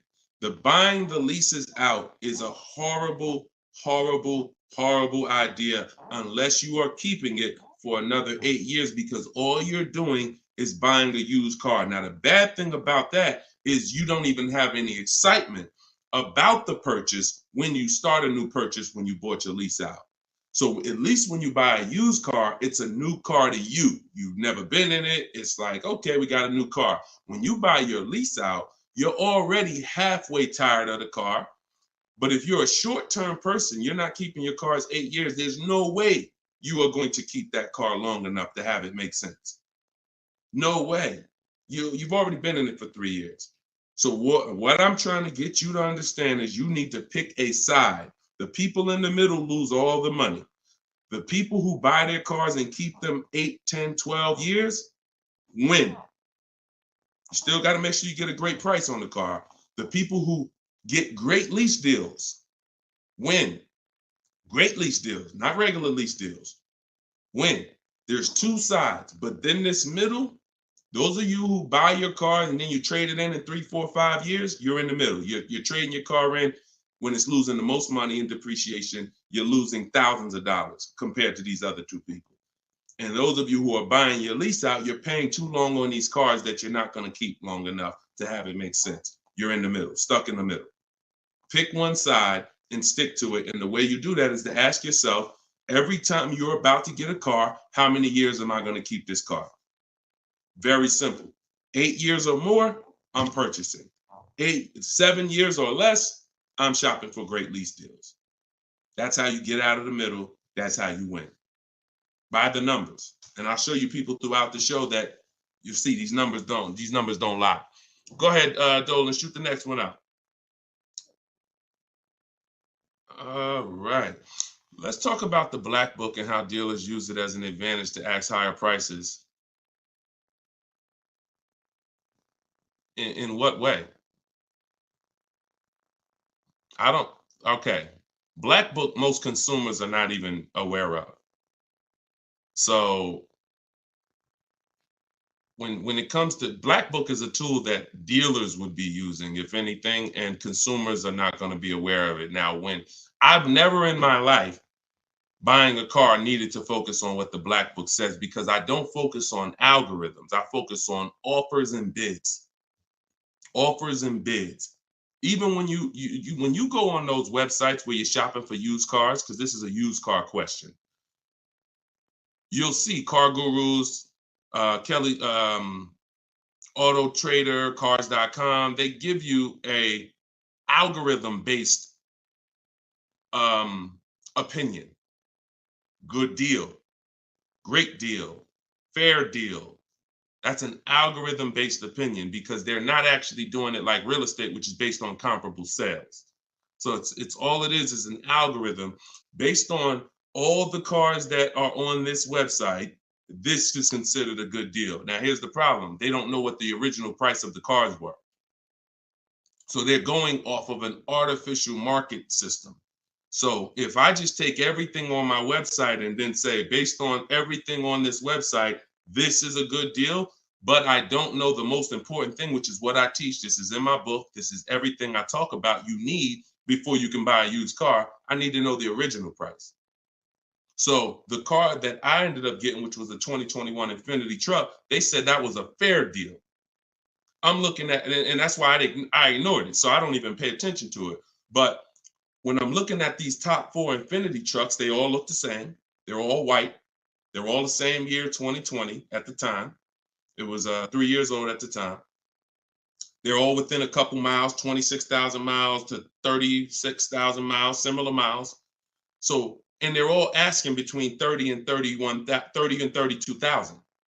So that's confusing for someone who's going to, now that's why they give you the algorithm, because what they're going to try to do is try to end the confusion so that you don't stay there and you buy something.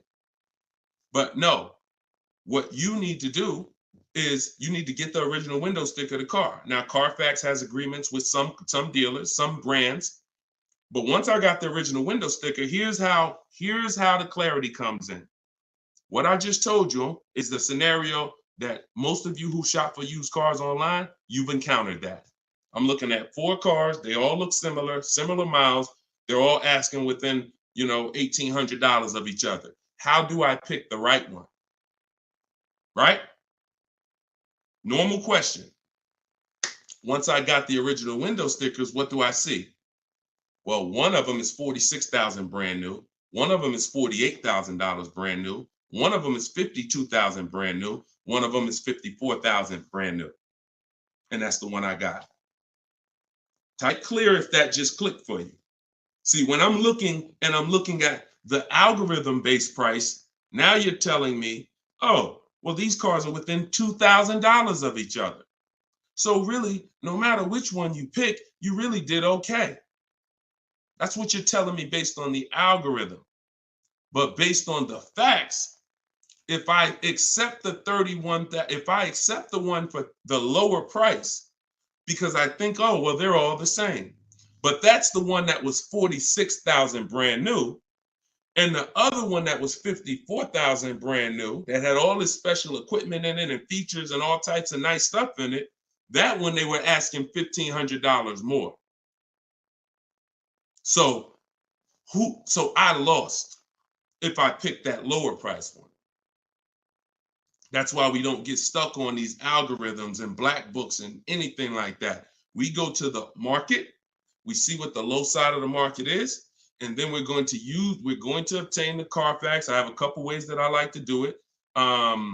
Either through the dealer's website. I'm going to get the original window sticker of the car, and I'm not going to buy a used car without having the original window sticker of the car. How do I know what's in the car? Forget what the dealer's discounting. See, listen, my mission is to show you the science of shopping from home the way I teach, because my way is a science. It's not random. It's actual steps. They don't change. It's a system. McDonald's. Drop the nuggets in for 5 minutes. When you hear the beep, take the nuggets out. They're done. Don't do anything that I don't tell you to do. That's my system. Now, the other ways is the other part of my mission is to show you the hidden money that you haven't been trained to see in your car deals. And this is the hidden money. Looking at things that don't matter is the distraction. It's the time waster. What matters when I'm buying a used car, when I need to know whether I'm getting a great price on it or not, is how much it was originally. And what is the discount off the original MSRP? That's all that matters. That's all that matters. Okay? Different way of doing things. Different. And this is how I want you moving. Go ahead, Dolan. Next question. What's up, Andrew? YouTube, I see you. I'm going to lease a 2024 pickup, but I want to have a hard cover on it. Should I search for a truck with a hard top, or can I have one installed while I'm leasing? Would that affect my lease? Great question. Usually anything, I mean, if you can see, here's the thing about seeing a truck that has it. A truck that has it, that option is going to residualize into the lease. What that means is, if it's a $1,500 hardcover, you don't pay $1,500 for it. You pay the percentage based on the lease. You pay the percentage you're using. Now, if you go and you put a $1,500 cover on it, aftermarket or after the lease is sealed, now you're paying the entire cost for that. So my first goal would be to try to find one that has a hard cover built in and on that window sticker, because everything on that window sticker is going to residualize into the lease. Okay, good question. Good question. Go ahead, Dolan.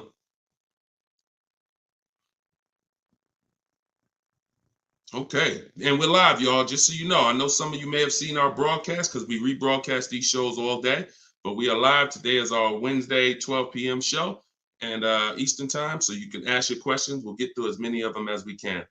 All right, Instagram, what's going on? When you negotiate a lease, are you negotiating the price of the car or the lease payment? Okay, so here's the format you're going to use when you are getting your lease offers. Before you start negotiating, you must have the format you're going to use. Oh, I see y'all running the likes up on TikTok. Every time y'all hear something that you like, if you could just tap the screen, that would be great. And wherever you're at, if you could hit the like button, I see we got 2 likes. That's pretty sad, but it's all good. I'm thankful for the 2 likes on Facebook and YouTube. No, I think that's Facebook. But anyway, a lot of you don't realize how important the like button is, because it sends an alert out. So anyway, we look, now they're running them up on Facebook. I gotta start asking for the likes on Facebook too. All right, so this is the format you're gonna use when you are okay. So let's say I'm purchasing a car, new car, used car. My format is always offers all in, taxes, plates, everything included. That's the format. Forget negotiation. If you have the wrong format, then you're gonna not be strong. You're not gonna be able to have a good, negotiation. So if I say I'm gonna negotiate the monthly payment on a purchase, I'm setting myself up for failure. So we focus on the price of the car when we're buying. With a lease, though, it's different. A lease, the format we follow is, and it's based on the 1% rule. The 1% rule is what was used to basically, the 1% rule was a judge for great lease deals since before I even got in the car business. I don't know how early I heard about the 1% rule, but the people who had been leasing, savvy leasers, people who knew their stuff, they knew about the 1% rule. So if your payment was 1% of the MSRP, no money out of pocket, then you just won. You stole the car. So great value. You're paying $400 a month for a $40,000 car, 3 years. You're paying like 15 grand. It's ridiculous to drive that much car for that low amount. Now, ever since so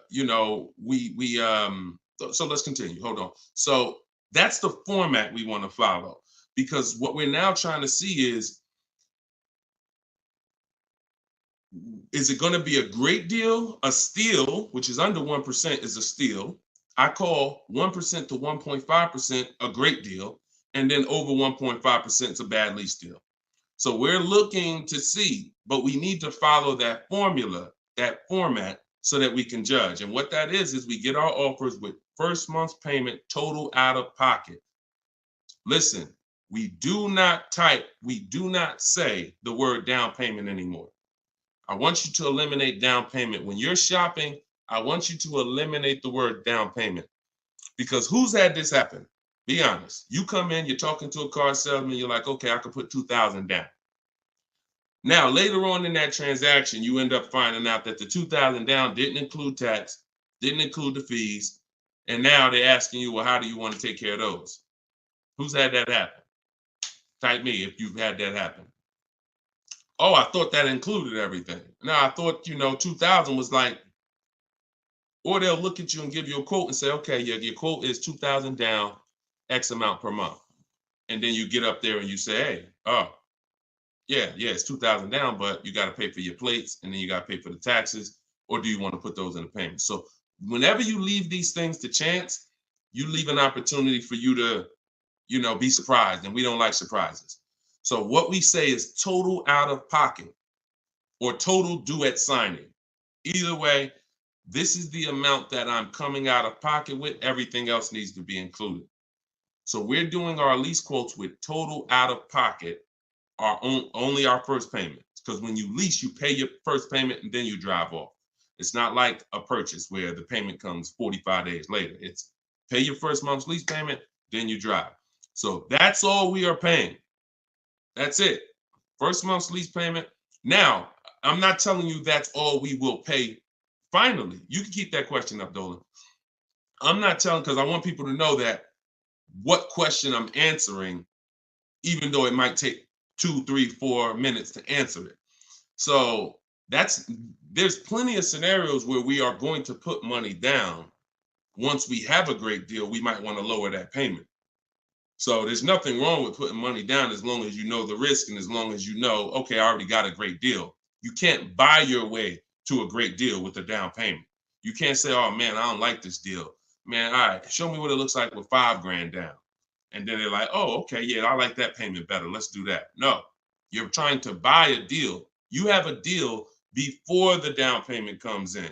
The deal is based on how much of the car, that 1%, 1.5%, 1.2%, under 1%, that's the deal. If you're at 1.7%, just because you gave them $4,000 down and now it's at 1.5, no, that's not how we judge it. You bought your way to that payment. You're paying overall too much for the car. So that's the format we use. First month's payment total out of pocket, 12,000 miles per year, all taxes and fees rolled in, and we get at least 5 quotes. At least 5. You are not going to get to the money without at least 5 quotes. It's not going to happen. It's not going to happen because 80%, I work with thousands of people all around the country. Some of y'all saw my group. We got 1,600 people in my private group. That's, we have a couple thousand people, 4,000, 5,000, 6,000 people that have my book. So I get data from all around the country. I know you need at least 5 offers. 80% of dealers are overpriced. So if you get 4, 80%, if you get 5, 4 of those offers are going to be overpriced in 90% in most cases. And some people go, if they're shopping for a popular vehicle, they may do something like Charles. Charles was shopping for a Palisade. He knows that's a popular truck. He got 10 offers. And when you use what's in my book, for all of you who like Deshone, I want that book. It's $24 if you get there for the 75% off. In there is my scripts, and it's the way we contact dealers online to get offers online.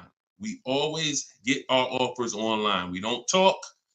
I'm not giving you scripts to say, hey, yeah, all right, I gotta remember what Deshone told me to say. No, we are online. They're online scripts and templates, because if we talk, we're messing up.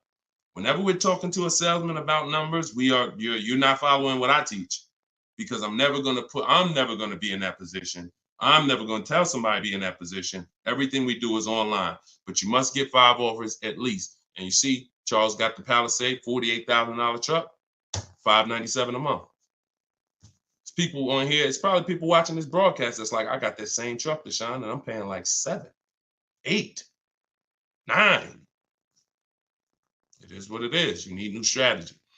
So go ahead. That's how we format leases. And once you get your offers in that format, Nicole, now you can start to compare the offers, and now you can start to negotiate if you want to make, because we always make counter offers. Whenever someone sends us a quote, we always make counter offers. In fact, I have a calculator that you put the offers in and it tells you what you should counter. But if you're going to do it your way or my way, it doesn't matter. We always make counters and then we settle from there. That's how we negotiate. Right format, then we do our counter offers. That's how we negotiate and get these deals. All right. All of this is in my book. For those of you who haven't gotten there yet, or those of you who just jumped on, it's in my TikTok bio. It's in my Instagram bio. There's a website there. You just click that picture of me. You won't leave the broadcast. Click the link in my bio and click the button that says 75% off the new book, and you'll have your copy in your inbox. You can use all of this stuff forever. And it's a digital book. Some people say, Deshone, is it in print? You don't want to print the book? No, because I can't update it. If I print the book, every single new thing that happens, I gotta remake the book. And now you got Cars from Home Volume 1, Cars from Home Volume 2. Every year I'm putting out a new volume to update it. No, with the digital book, we can update it all day long. So it's really a one-time purchase. So in the Facebook and YouTube comments, you guys can get yours, and you can win. Go ahead, shoot the next one up, Dolan. Okay, Sierra on Facebook. Even if you're getting another lease, will you still owe the remaining payments? Yes. Yes. Look, it's a bunch of lies. I know people have told you that if you now let me preface this, because what she's asking is, see, a dealer that you did business with may make it look like if you come here, we'll get you out. Who has dealers calling them right now telling them, hey, come on in, we'll get you out. We'll take care of the old payments. We'll get you out of your lease early. We'll buy you out of your lease. Or if you got a car and you're not leasing, they're like, hey, we need your car. Hey, come on in.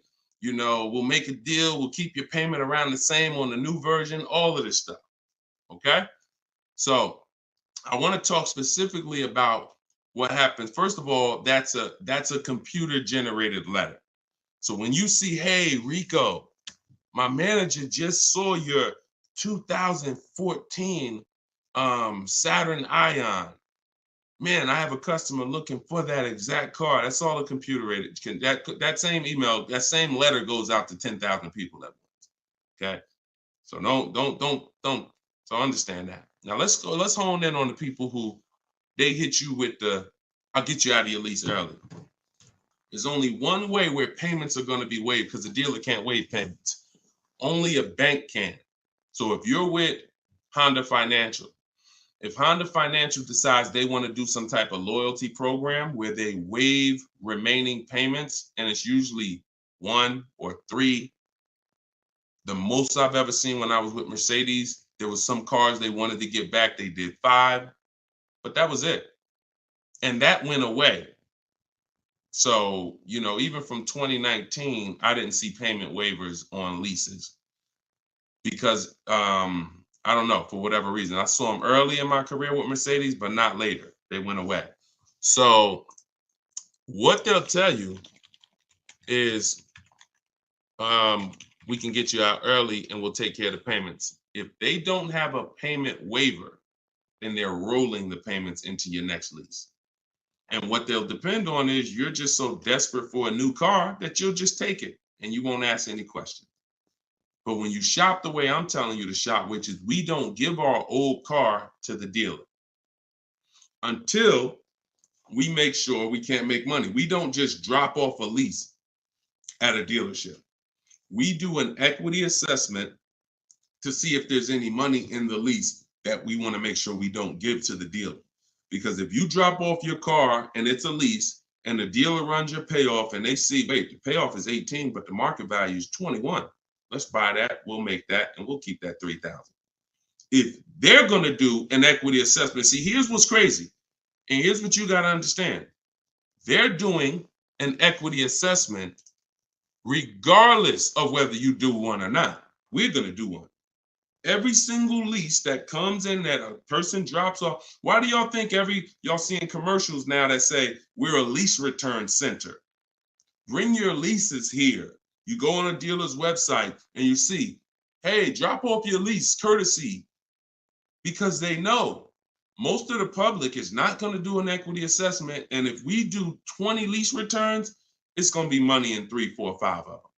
So we'll do the other 16, make no money on them, because we'll make $7,000, $10,000 on those 4. We'll make 2, 3, 4 grand a piece on those 4. This is your money that you gave unknowingly.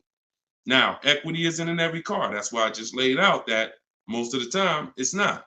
But if you drop off your car without doing the equity assessment, which is getting real offers, CarMax, Driveway, Carvana, Kelly's Blue Book Instant Cash Offer, Car Guru Sell My Car, AutoNation Sell My Car, that's 6 offers. We get 6 offers all the time because everything we do is a bid. So if you don't do that, you're now potentially leaving thousands on the table. So when you do that, you're not going to ever feed into the, oh, let the dealer who wrote me a letter say, bring your car in and we'll get you out of that car and we'll take care of the payments. You're going to know if you have equity or not. Now, if you do not have equity, then all they're doing is saying, how can we finagle this, get them out of this car into a new one?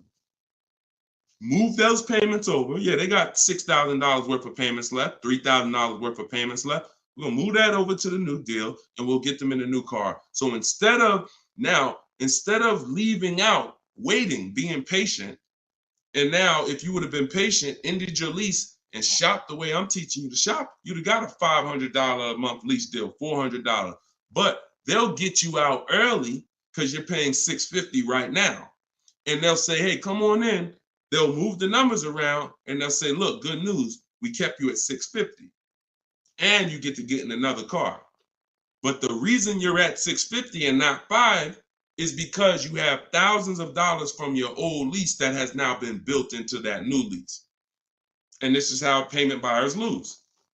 Payment buyers lose all the time like this. Hey, yo, what could you get me to on that car? How much that lease for a month? Oh, how much could you get me to on this car? Yeah, I could put like $3 grand down.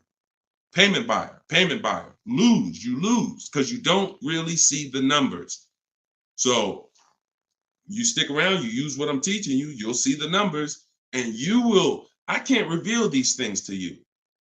I can only tell you they exist and give you the strategy. You don't believe it until you've seen it for yourself. All this stuff sounds good. If you've never used my stuff, this sounds good. You don't believe it yet. You hope it may work. Anyone who got my book, you're hoping this works. But once you use it, you're a believer. It's a difference.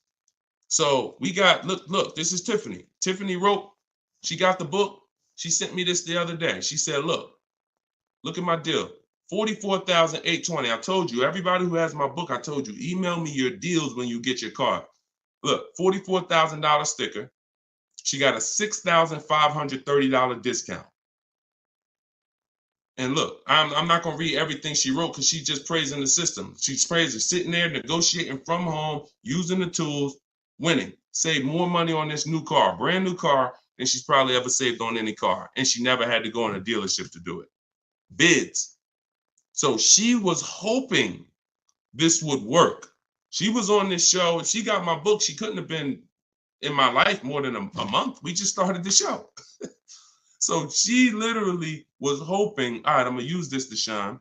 But now it's not a matter of hoping. She knows. That's where you got to get. So all of this stuff I'm telling you, you got to prove it to yourself by the actions you take. And once you see how overpriced these deals have been that you've been considering, you'll understand, wow, I'm never going in a dealer to get my prices again. Never. And then that's when you know you've been transformed. Go ahead, Dolan, shoot the next one up.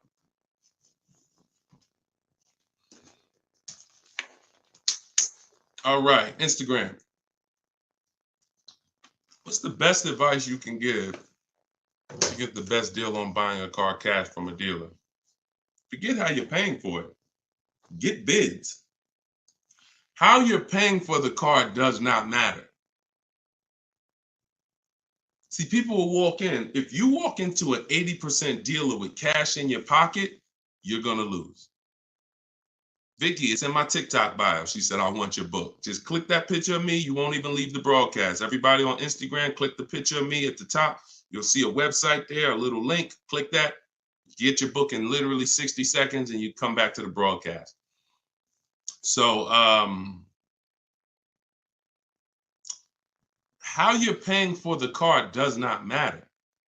So people walk in and say, yeah, look, I'm paying cash. What's the best price you could do on this car? If you're in an 80% dealer, you there's nothing you can do.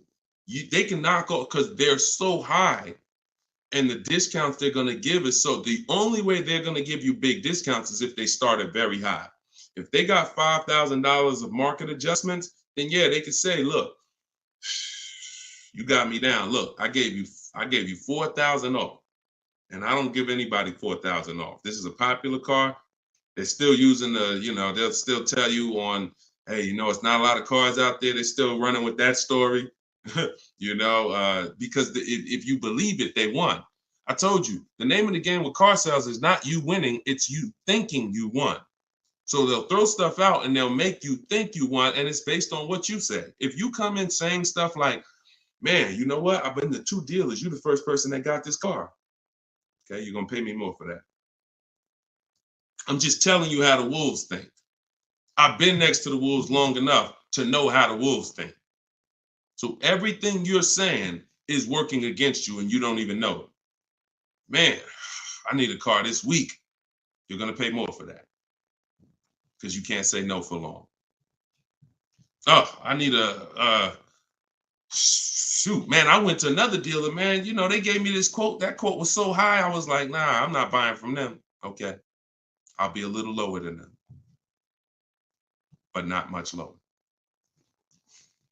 So this is why in my system, you don't talk. I'm not teaching. Y'all never have heard me ever say on any of my videos, remember to say this when you're in the dealership. Remember to say this when you're talking to this person.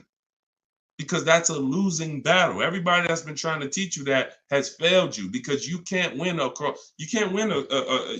with a trained salesperson that sells cars 5-6 days a week, negotiates 3-4 times, probably 10-15 times a week.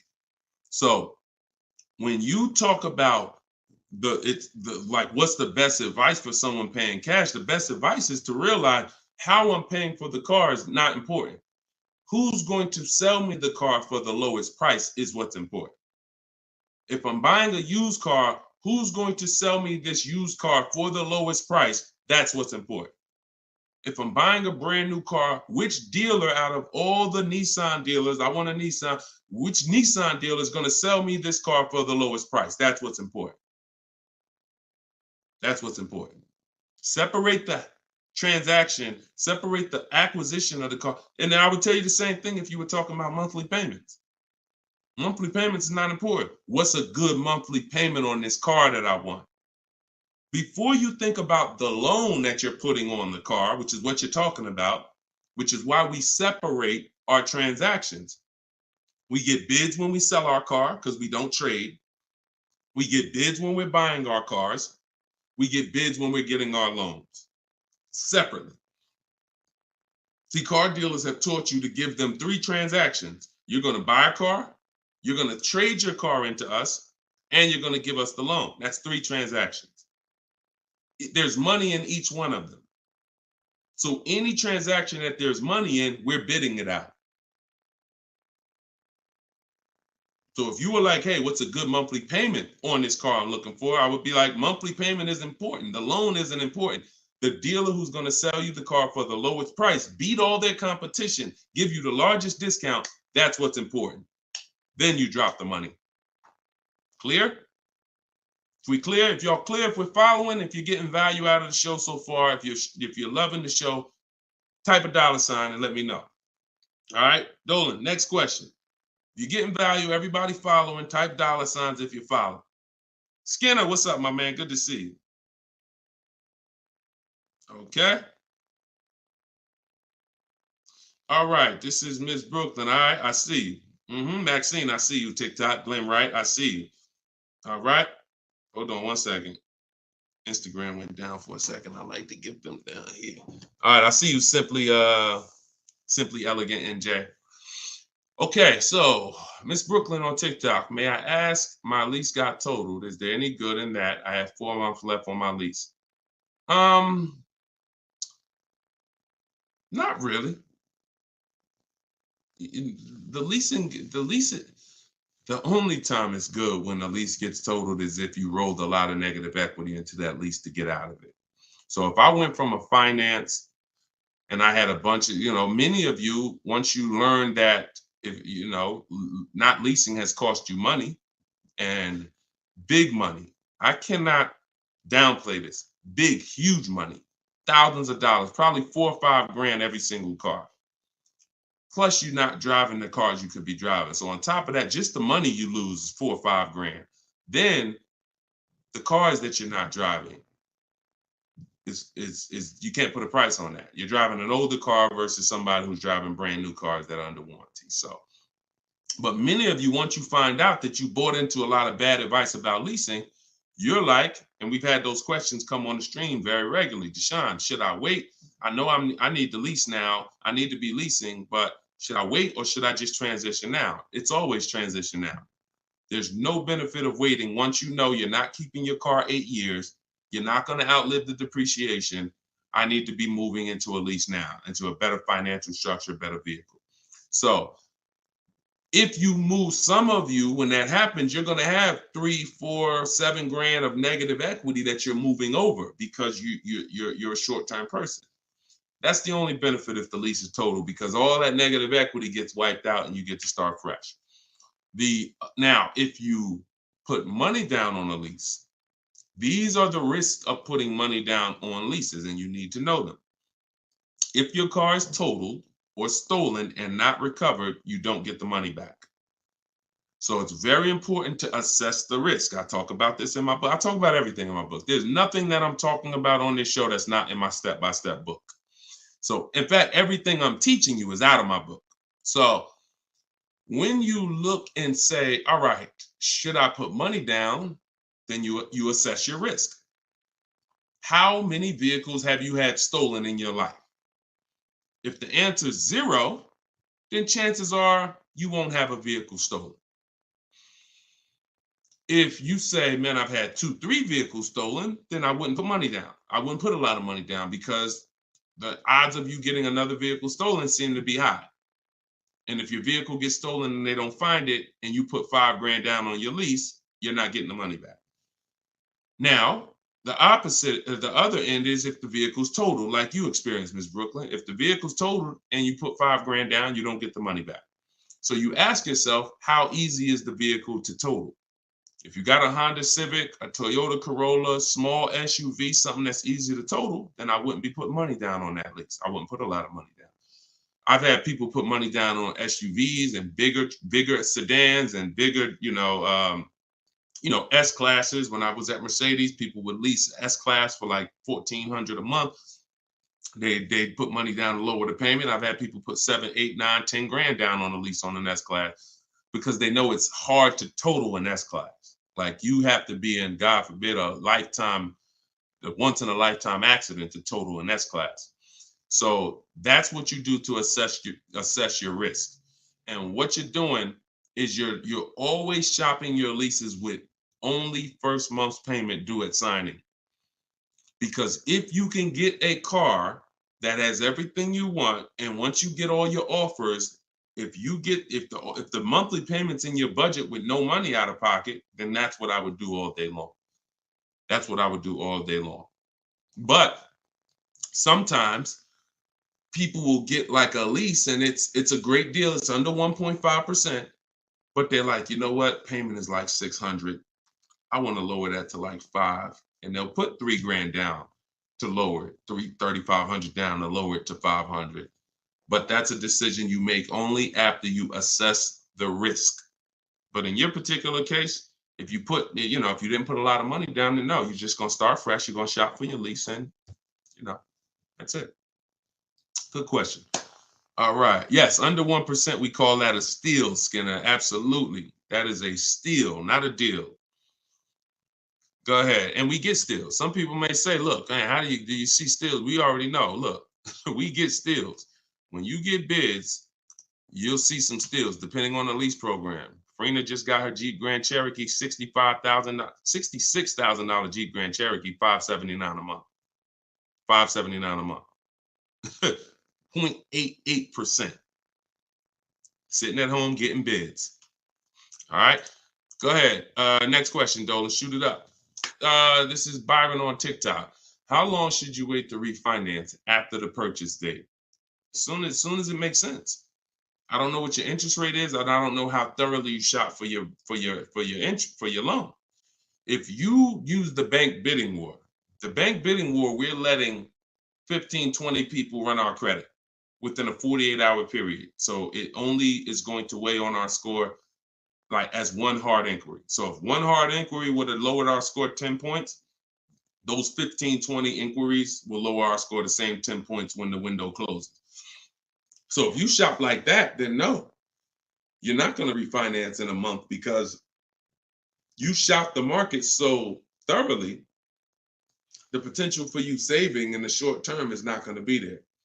But if you didn't, then yeah, you might be looking now and see that there's people who can refinance you for a lower rate. But again, the reason I don't like doing that, if you just got the car, because now you're talking about, potential more hard inquiries. But what are you going to do? If you think you could get a lower interest rate refinancing, I go online, type in refinance car loan online and see, I think Lending Tree, Nerd Wallet, they have a couple resources that they recommend, and see if you can save money. I'm refinancing if I could save money, if I could drop, because look, on a $30,000 loan, if you got $30,000 that you owe, if you could drop your interest rate by 1 point, that's probably $1,000. So, I mean, if you're not taking the shopping of your interest and your loans, that's why we bid this out. In my book, not only, and I have a section when I send it, it's called the Bank Bidding War. So I haven't combined it into my book yet. But for those who are financing, I'm going to restructure the book. Again, another update coming of the book, because that's what we do. And I'm going to add the Bank Bidding War to the book. But I don't want you, if you go online and you see that you can refinance and you can drop your interest rate, then do it.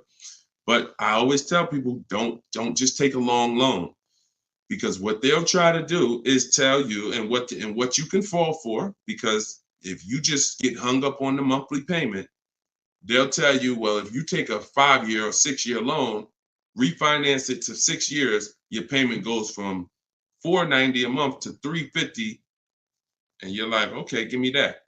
But if you've already been paying for a long, for a year, now you refinance for 6 years, now you got 7 years. So you want to look at the total amount. So here's the rule of thumb that I like to follow. You can use it if you want. You're free to do what you want, but I think it's a good rule. You refinance and you take the highest payment you could afford at the new low interest rate. So if you could afford the 500, no problem, then take the 500. That might be 4 years. If you could afford, don't go to the lowest payment. Go to the highest payment you could comfortably afford, because that's going to give you the shortest loan. And then, other than that, that's it. That's it. Go ahead, Dolan. Kevin from Instagram, what's going on? Does your credit score guarantee you a great deal? No, absolutely not. There's tons of people for the last 3 years. Strategy guarantees you a great deal. Strategy.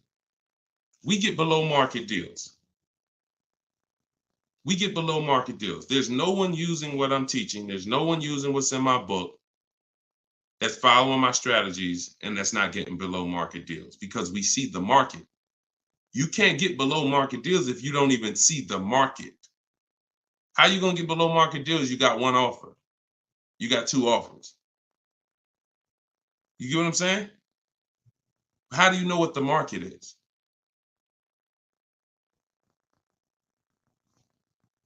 In order to get below market deals, you must have a strategy that allows you to see the market. see the market offers, see the widespread, look at used cars and say, man, this is everything within 100 miles of me, narrowed down, blah, blah, blah. I see the market. So, and there's people with not great credit that are going to use the strategies to buy at a below market price. So strategy is what gets you below market deals. You can have great credit all you want. You have no strategy, you will pay market value or higher. Because below market deals are reserved for the people who have the strategies to get them. Nothing to do with credit. Nothing to do with credit. I tell you, if you have bad credit, your goal should be the only people I'm overpaying, and I'm not overpaying because it's all I qualify for is my loan. My bad credit is not between me and the dealer I'm buying my car from. My bad credit is between me and the person who's lending me the money to buy the car. If below market price on this car is $18,000, if I don't have any strategy, then I'm going to go in and I'm going to buy it from them with bad credit and end up paying 21 plus the high interest rate, bank fees. And not only did I overpay for the car, but now I'm paying 15, 20% interest. That's what most people do. No strategy. So people with no strategy get killed two ways if they have bad credit: the loan and the price of the car. But when you have strategy, the only person who you should be paying more than average is the person who lent you the money. But they should be looking at you and saying, you got a great price on the car. Goes back to what I said about 15 minutes ago on separating our transactions. We separate our car purchase from our loan. The dealer who's going to sell us the car has nothing to do with the person who's giving us the loan. These are two separate bids. So my loan, because my credit's bad, is going to be a higher interest rate. Understandable.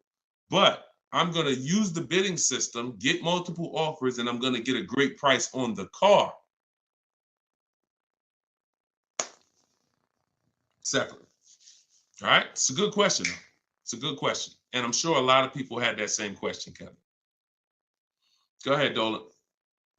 All right. Appreciate y'all running the likes up on TikTok. If y'all can keep tapping the screen. Thank you, Ambitious73, for sharing the broadcast. Shout out to the sharers. On Instagram, y'all see next to the comment section, there's something that looks like a little paper plane.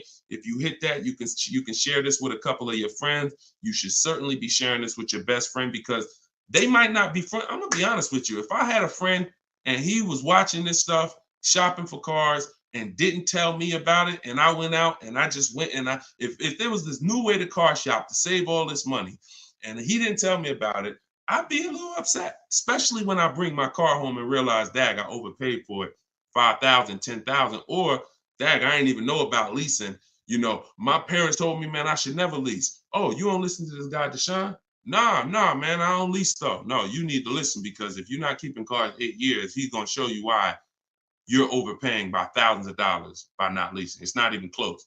Oh, for real? All right, I'll watch him. Then next thing you know, he's seeing me, but he bought a used car last year, or he bought a car that he's now in a finance with, and he's like, man, how long you been watching this guy? Man, I've been watching him for 2 years. You couldn't tag me in a video?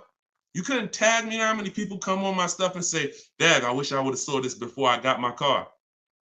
We're trying to prevent that. I don't want your friendships destroyed. Not only am I trying to save households financially, I'm trying to save friendships. All right, go ahead, Dolan. All right, we got the next one up. Jason, should you use MSRP minus dealer incentives to calculate the 1% rule or the MSRP without the incentive? Nope. MSRP. MSRP. I showed y'all this the other day. I'm going to show y'all this again. Well, I showed people on the broadcast the other day, right here. Just let me remove that question so everybody can see it. Just take that question down real quick, Dolan, so everybody can see this window sticker for me. All right. See right here? Total MSRP. That's what you use. That's what you use. So the reason why you're using the total MSRP is because once you use if you're on TikTok, you'll see it on the rebroadcast because we rebroadcast these shows throughout the day. Once you see the MSRP the percentage is what's going to change. based on the offer the dealer made you. We do not change the, we don't calculate our formula based on the selling price, because the selling price, when it's adjusted, it's going to change the percentage overall. The selling price is what's going to dictate whether it's 1%, 1.4%, 1. So the selling price, once you take the monthly payment and divide it into the total MSRP, it's going to tell you, okay, who gave me the biggest discount? The lower the percentage, that's the dealer that gave the biggest discount. It's reflected in the percentage. So we don't have to adjust the MSRP. The selling price, if they took $15,000, look, they took a crazy amount of money off for Greg, $56,000 MSRP. He got a 0.9% lease. Matter of fact, let's look at Kimberly. Kimberly, she got a Maserati. She got a $91,000 vehicle. She ended up getting over 20 grand off. Over 20 grand off, getting bids, saving more money at home than everybody saving in dealers. Can't get these types of deals in dealers. So $86,000, then she got a $66,000 offer. So they were taking $20,000 off. And then the car that she ended up getting was this one. And look, when you see 1%, when you see a low, that means all that discount that they took off is reflected in the percentage, because the percentage is what you are paying relative to the MSRP. So no, always use the total MSRP like I just laid out. Okay, that's the formula. All right, go ahead, Dolan. Great questions today. We're getting great questions every day. I'm enjoying it. I'm enjoying it. TikTok, do you have to repurchase to get the book updates? No, you don't, Youssef. That's why it's a digital book. Example, Room went out of business a little while ago. Room used to be in our bids. When we sold our cars, the equity assessment, Room was in there. When we bought a used car, Room was in there. So they were in our bids for the marketplaces and for our selling our cars. They went out of business. I went right into the master file, updated it. That's why when you get your book, an email is sent to you with the master file. You don't want to ever lose that email. Even when you download the book to your computer or your phone, don't delete the email, because the email is what I update that will actually be what you refer to. So when you come back a year from now and you use it, you'll see, oh, shoot, this is different. Yeah, because we update this. So yeah, once you get it, that's why it's a digital book. That's why I didn't print it. And if I would have printed it, I could have, made more money probably, because I could have just said, hey, all right, y'all, a year from now I'm on here. Okay, so we had a lot of changes last year. This coming with our business, and now this new tool exists, and now this. So now this is Cars from Home Volume 2, and you can get it right now, but that's not the mission. So, but there is probably going to come a point where I'm not doing the 75% off anymore. I know that's our welcome offer.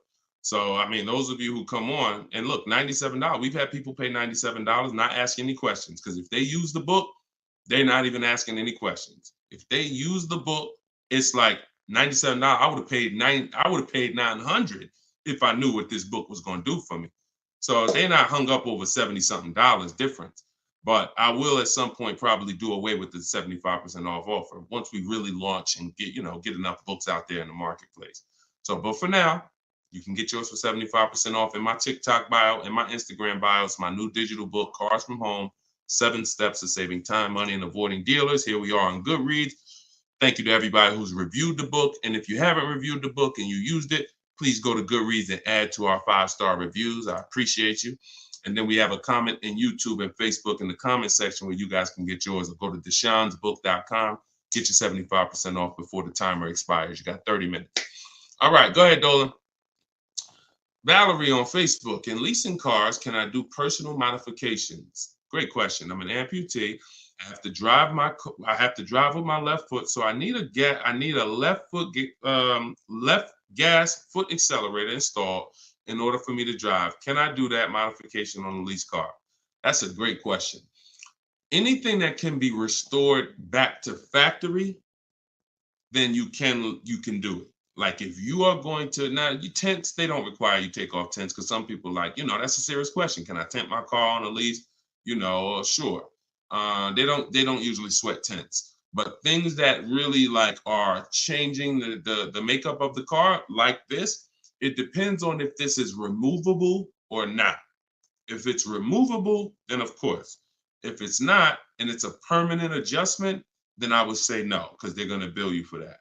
And so what I would do if I'm you is I would only be, if you're not keeping your cars 8 years, now the mission is still to beat depreciation. To beat depreciation. So you don't want to buy a car, especially you, because you're making a custom update that will lower the value of the car. So whatever car you buy, Valerie, let's say your car's value would have been like this, going down over a 3 or 4 or 5 year period. Because of this adjustment you're making, it's going to go like this. Because if that update that you're making can't be removed, then you lower the amount of people who are interested in that car when you go to resell it. So what I would tell you, if you're not keeping cars 8 years, then you should only be buying pre-owned cars. That's going to be your smallest losses. Don't buy new, because when you, again, buying new and you doing your modifications on them, you're going to destroy the value of the car. You're going to lose so much money in depreciation and resale. So I would only be shopping for a used car if I'm you, unless there's a way for you to remove the modifications once you do them. Even if it costs you $1,000 to remove them, you're up, because the amount of money you're going to lose by doing that type of modification. I say the same thing to people who like to put, big exhaust systems on their cars. That's valuable to you, but you're lowering the value of the car because that's not valuable to most buyers. So if you spend $3,000, $4,000 on a fancy exhaust system and all of that, not only are you not getting that money back, you're lowering the car's value overall. So in your particular case, that's what you do. See if you can pay to get that car restored back. I do that all day long. And then I would lease. And before I turn the lease in, I would pay the money to restore it back to stock. Okay, that's a couple options, and you choose what works for you. Okay, all right, good question. All right, trying to buy the book. Link to the site is not loading. Just go to deshonsbook.com. Deshonsbook.com. And you can spell my name out. You can open it in the browser. I'm not sure why we got a lot of people that go to TikTok and get their book. So I haven't heard that. But if you're having issues, then don't let small obstacles stop you. Just go to deshonsbook.com and get your 75% off. Okay, this one is from YouTube. Is it better to get a loan from a bank that you choose, or is it better to use dealerships banks? We get bids. So I created a process called the bank bidding war. Now, there's so much money in your loans. There's companies that want to give loans. They don't sell cars. So that should tell you something. If there's plenty of companies in this world that want to loan money, they don't sell cars, then that should tell you there's a lot of money in the loans. So what we're doing is we're doing a bidding war, because everything we do not shake hands with anybody without a bid on anything. I'm not giving my old car to you without a bid.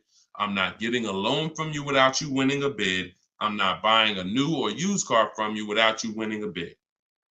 So we're not doing the bidding process until after we find the dealer who's going to sell us the car. Once we find the dealer who's going to sell us the car, won the bid, one dealer who says, okay, I beat all my competition, now we're buying from them. We are going to lock up that car with a deposit, and we're going to go home and we're going to start the bidding war. So the bidding war is 3 rounds. It starts before we look for the car, because we want to see if there's any special interest rates. So if I'm shopping for a car, round 1 of the bank bidding war, this is also in my book. And as I said, when you get your book, you'll actually see I'm sending you 2 files. I'm sending you the book. I'm sending you the bank bidding war blueprint separately, because I haven't added it to my book yet. But Round one is to see if there's any special interest rates, because if the car I'm looking at has a 0% interest rate from the manufacturer, or 0.99% or 1.99%, everything else is eliminated. There's no reason for me to look anywhere else. Now we always have to see what the term is, because sometimes they'll say 0% for 36 months. That's not going to work for most people, because that loan is going to be too short. Payments would be too high. So we got to look at the term. But if we see they have 1.9% for 60 months, or 2.99% for 72 months, this is really going to, no bank or credit union is going to beat that. So that's round one. Now, most vehicles are not going to have that. So then we do what we just said. We're getting the bids. We're finding a dealer that's going to sell us the car for the lowest price, win the bid. Once we do that, we lock our car up with a deposit. We come home. That's where we start the bank bidding war process. So we're going to go online. We're going to call our bank, our credit union, do all these offers, let all these people access our credit with a hard pull. And then we're going to get the bids in round two. Whoever gets the lowest bid, they win round two. Then we call the dealer and we say, hey, this is what I got. If you guys can beat it with one of your banks, I'll do the business with you. That's simple. That's the bidding war. And see, when you do bids, when you follow my process, you eliminate any buyer's remorse. There's two types of buyer's remorse. You bought a bad car, so we have boundaries that we use to not buy bad cars. But then the other buyer's remorse is I overpaid. And not even I overpaid, it's the wondering if I overpaid, that mental torture. And some of you have had it the day you drive off the dealer's lot. Yeah, you think we should have did better? You think I should have asked them for another 1,000? I feel like I should have at least asked them for another 1,000. Yeah, I feel like this. You think the interest rate is okay? Mental torture, buyer's remorse, early buyer's remorse. That's eliminated using what I'm teaching you. When you get bids, it's guaranteed. We guarantee we get the most money for our old car. We guarantee we get the best price in the market on our car we're buying. We guarantee we get the lowest interest rate. It's guaranteed. It's a totally different thing. And the only way we do it is through bids. So that's the bank bidding war. And even I think who used it? I think Tiffany, when she wrote in, she would say something. That's what she was writing about in the end of her email she sent me. Send me your deals, y'all. I always want your deal. I say when you use this stuff, you use what's in my book. Email me your deals. You'll have my email, because when I email you the book, you'll have the email you can send your deals to once you get them. But this is what she said. She said, we received a check from our credit union, $41,000. We let them know we had a check, but their finance person, look, straight out my book. But if their finance person could get us a better rate, we would go with them. The dealer bought us a better rate, half our interest rate. But the bank they chose wanted $1,500 down, so we said no. So that's it. So she took round two of the bidding war, came in and said, look, if you could beat it, you got it. They said, okay, we could do half the interest rate, but you need money down. Okay, no problem. That doesn't work for me.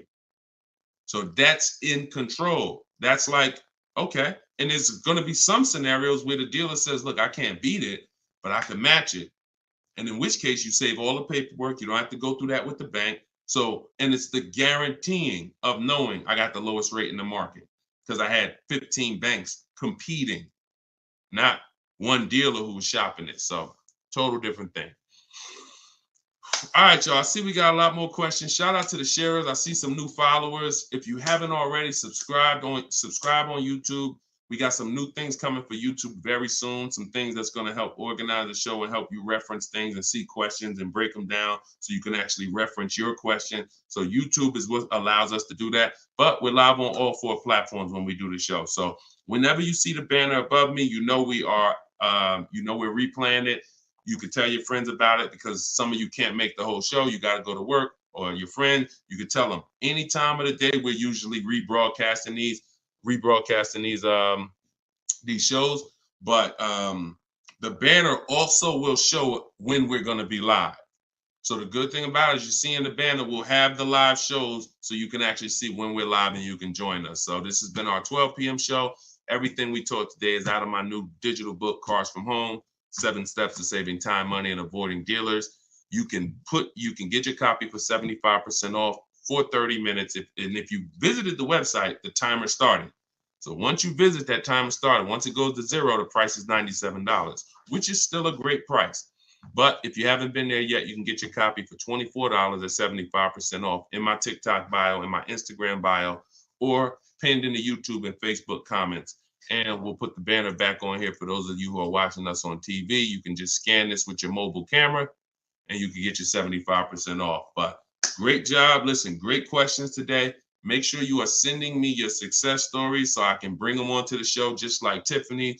If you haven't already, go to goodreads.com and you can post. We just got another review on goodreads.com.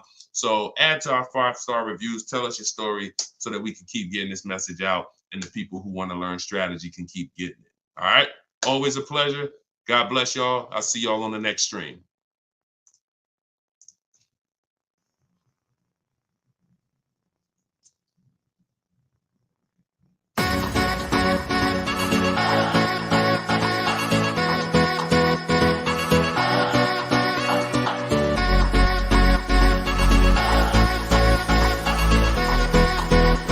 The worst possible thing you could say when you walk into a car dealership. I spent 5 years with Mercedes-Benz, 5 with General Motors, and the worst thing a person could say when they walk in is, if you could just get me to this payment, we got a deal. So your loan's probably still like 19, which means you got to pay to get out. You're upside down. It's called negative equity.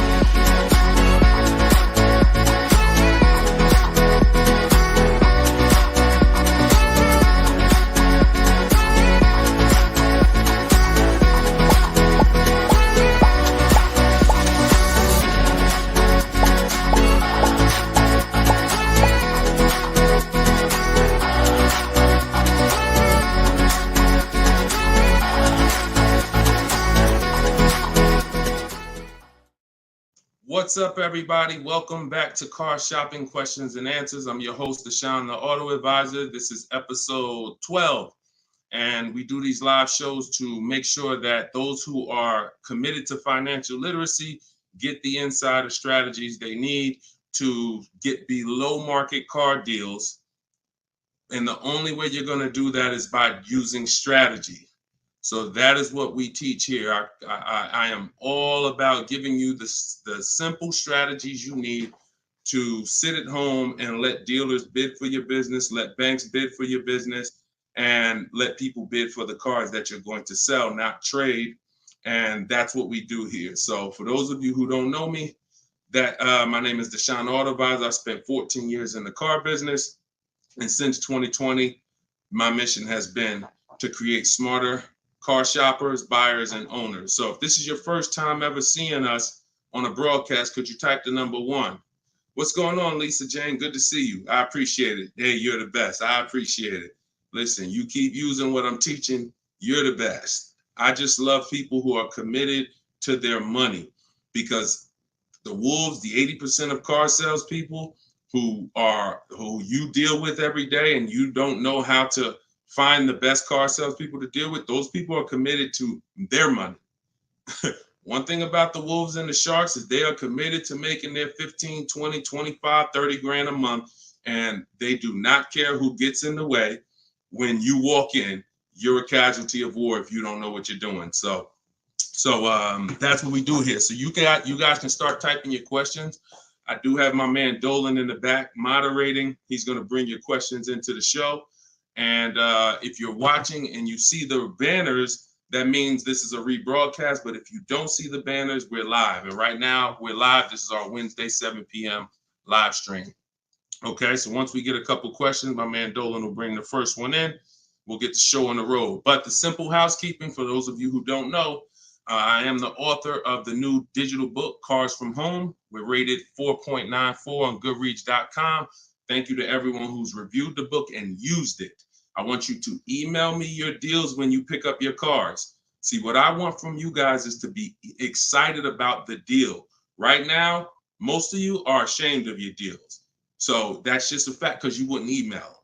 And I'm not in the business of telling people they got bad deals. But once you start using what I'm teaching you and you start getting bids and shopping the easy way, you'll love to share your car deals. You'll be sharing your car deals with anybody willing to listen. And that's what I want. Okay, so As part of our welcome launch, you can get your copy of Cars from Home, 7 Steps to Saving Time, Money, and Avoiding Dealerships. It's 75% off in my TikTok bio for 30 minutes, in my Instagram bio for 30 minutes, or if you're on YouTube or Facebook, you can click the comments we have pinned for you and you can get your copy for 75% off. You won't pay the normal $97. You'll get it for $24. So Dolan, if you could, matter of fact, I'll throw the banner up. Dolan, you could throw the first question up and let's get the show on the road. Okay, this one's from TikTok. Miss SPM Clark, how are you? Is it a good time or season to buy a vehicle? That's a great question.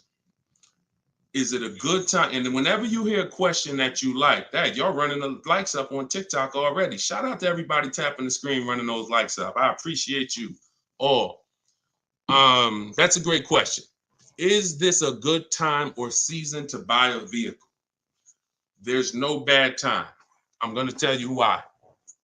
What you're depending on is to be positioned to find a dealer who really wants to move a vehicle. Now, 80% of dealers are overpriced. I'm going to continue to say that. Now, the reason I know that is because since 2021, I've worked with 1,600 people in my coaching program and probably another 5,000, 6,000 that have my book already. I know the data. When we're looking at offers, 80% are overpriced. So you need to know that 80% of the dealers that you're dealing with, 80% of the dealers in this country, if you're driving down the highway, 80% of the dealers are overpriced. They don't all have the same prices. I know you may have been taught that, oh, every dealer is the same. They're all different. They're all competing against each other. So you now use that to your advantage. Marketing tells you when does the marketing tell you is the best time to buy a car? We got a good number of people on here already. Make sure you stay by your keyboards because if this is your first time on the show, you'll see we ask questions and then I need you guys typing fast so that we can keep the dialogue going fast. When does the marketing tell you the best time to buy a car is?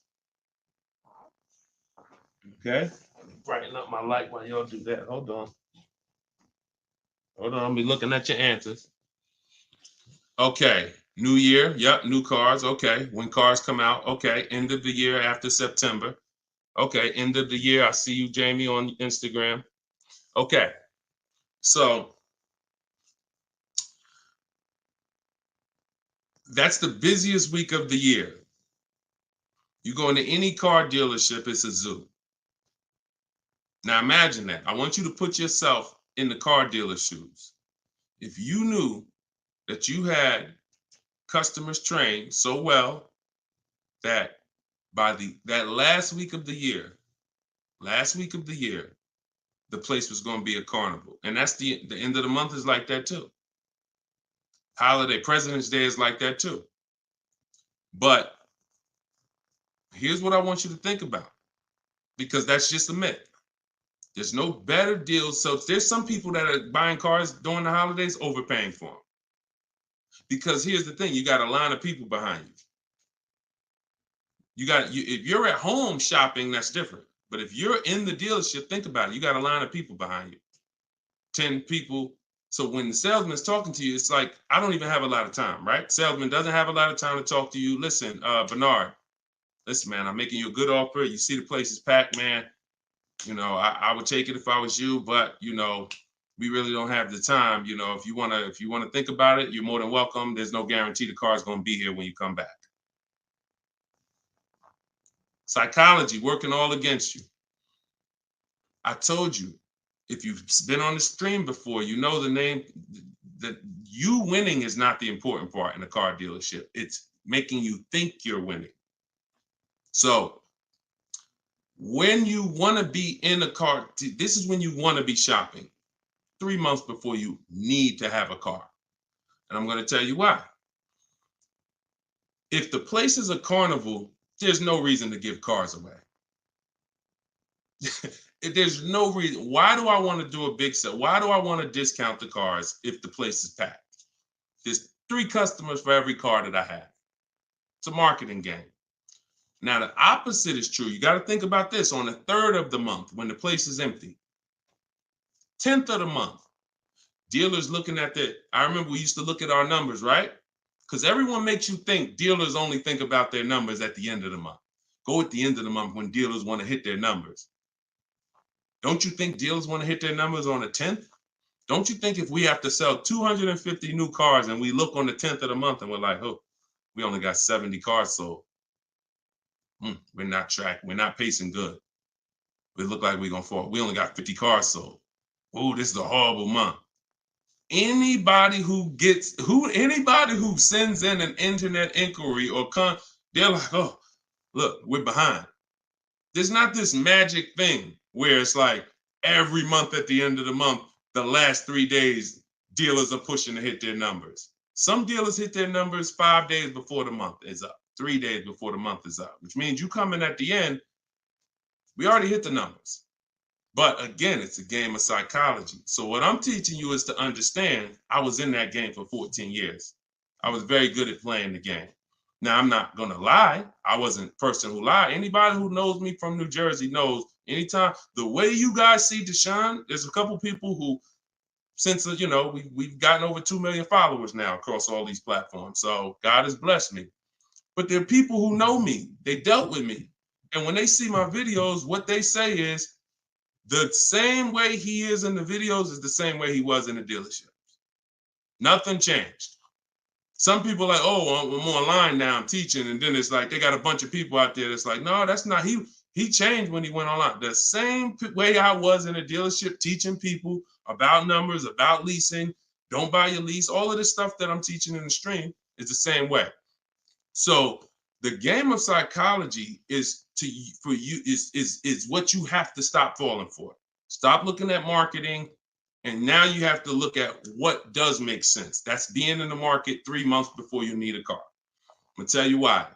If your lease is up in a month, that's good because you can extend. So I always tell you, start shopping when your lease is up when you got one payment left. That's good. Start shopping your offers because if worse comes to worse, you can extend the lease for free and you can buy yourself another month or two. You want 3 months because here's what happens over 3 months. Lease deals change if you're shopping for leases. Offers and incentives change if you're shopping for cars that you're buying. If you're shopping for a new car you're buying, you can look so here's an example. Let's say I'm looking for a dark blue, Kia Sorento, right? For example, if I reach out to them, something I teach in my process is we have 2 dates. 2 dates. Those of you who have my book know this. Some of you have seen it in my free social media videos. 2 dates. As soon as date, no later than date. As soon as date is the soonest you can say yes to an offer. That's the soonest you should be looking at offers. You shouldn't be looking at offers if you can't say yes to it yet. Wasting time. Then the second date is the no later than date. That's our deadline. So the time between there, I like to see 3 months because when you reach out to a dealer, one of the things in my template in my book, one of the things you should say if you're talking to a dealer is, I can make a deal today, but I don't need a car until December, whatever. Whenever that is, in the summer, whatever.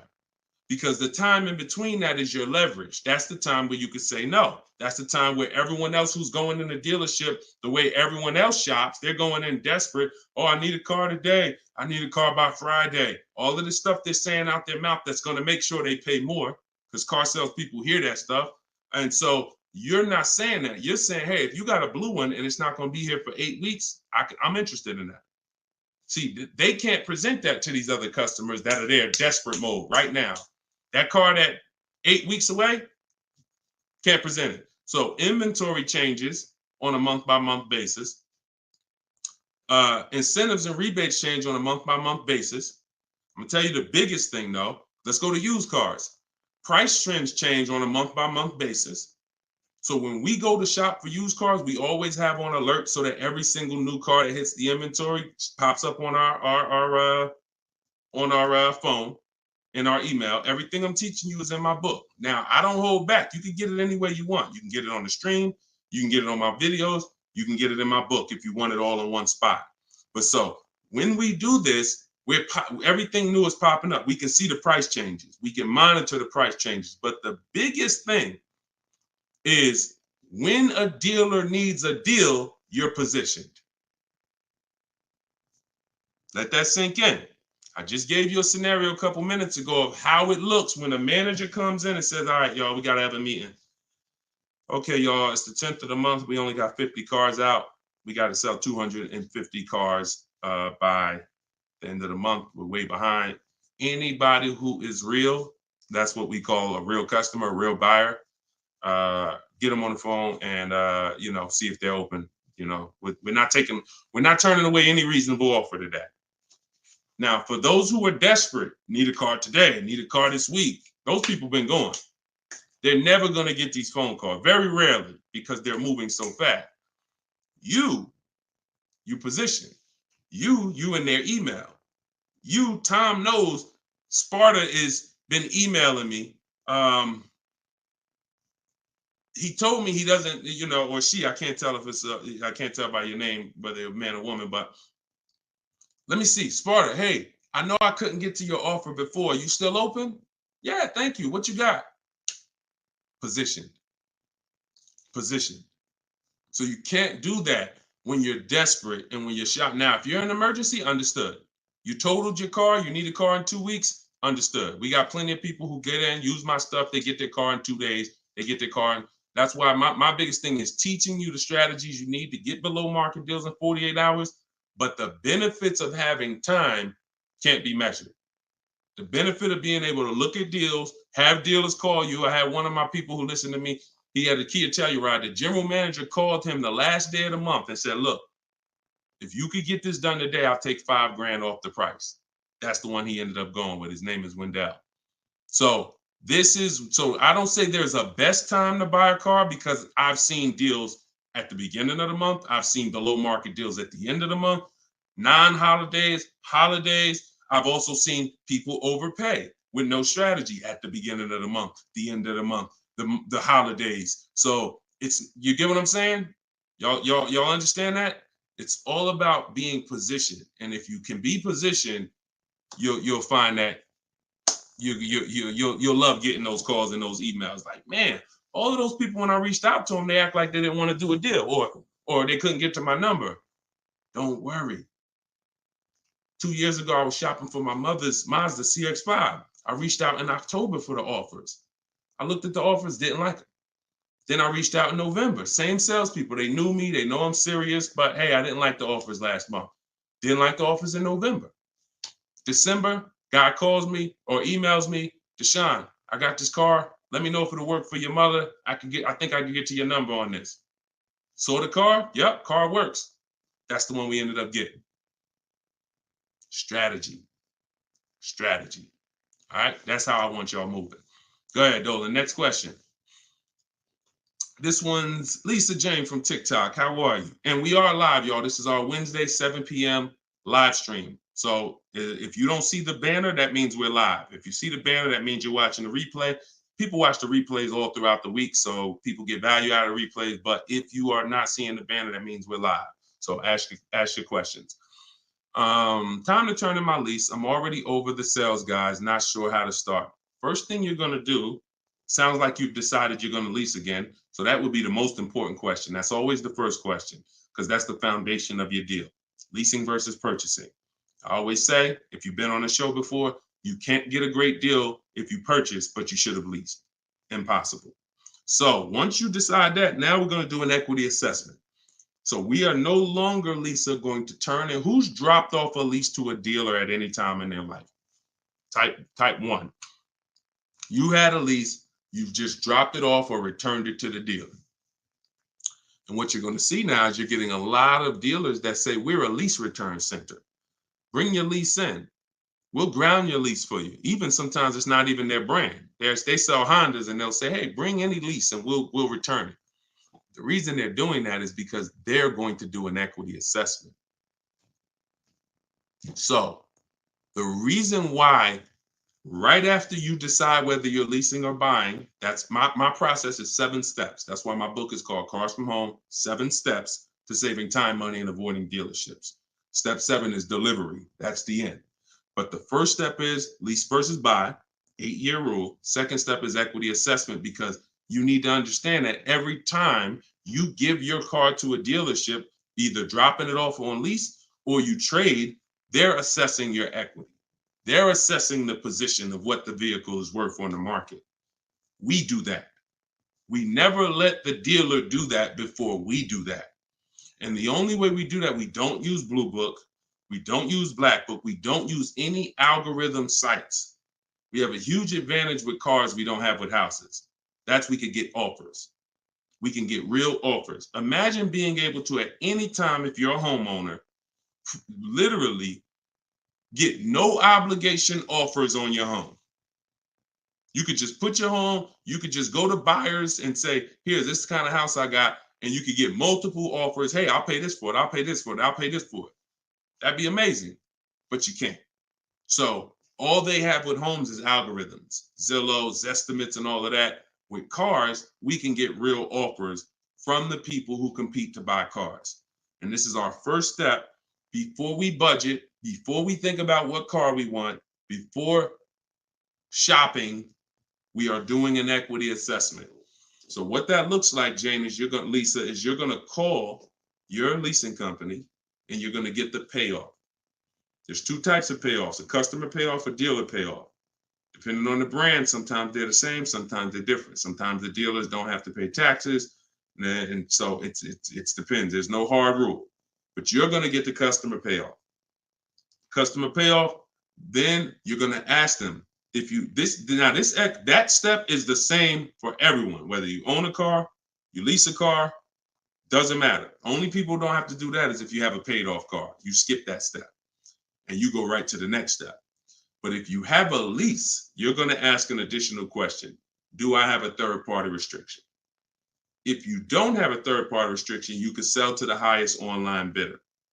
The bidders that we're going to get, if you own your car outright, you can sell to the highest online bidder. You have a lease with no third party restriction, you can sell to the highest online bidder. If you have a finance car with a bank loan on it, you can sell to the highest online bidder. The only people who can't sell to the highest online bidder are leases with third party restrictions. So you're still going to go and get the offers from the online bidders because you want to know a roundabout of what the car is worth. So we're going to go to CarMax. We're going to go to Drive. We get 6 offers. This is the equity assessment laid out in my book, step 2. When you do this, you're getting CarMax offers, Driveway offers, Carvana offer, Kelly's Blue Book Instant Cash offer, AutoNation Sell My Car, and Car Guru Sell My Car. When you get to the point where if you lease, just pay attention. See, there's a lot of detail. This is why I say when y'all are trying to look through all my social media videos, you don't realize what things are applicable to you and which are not. So I'm talking to 4 different types of people right now. People who, all of you should be doing an equity assessment. People who have a car that's owned outright. People that has a car with a loan on it. People that has a lease, no third party restriction. People who have a lease with a third party restriction. So you have to take the nuances and say, all right, that part was for people with third party restriction. This part is not. I don't have a third party. So when you call and you get a third party restriction, you need to take a different route to sell. But everyone's going to get those 6 offers. Everyone. Shout out to y'all tapping the screen, running the likes up, and shout out to the sharers. Thank you to everybody that shares the broadcast. It means a lot. Tag your closest friend. So now you get those 6 offers. If you have a lease, whenever you're on those websites, it's going to ask you, is the car owned, financed, or leased?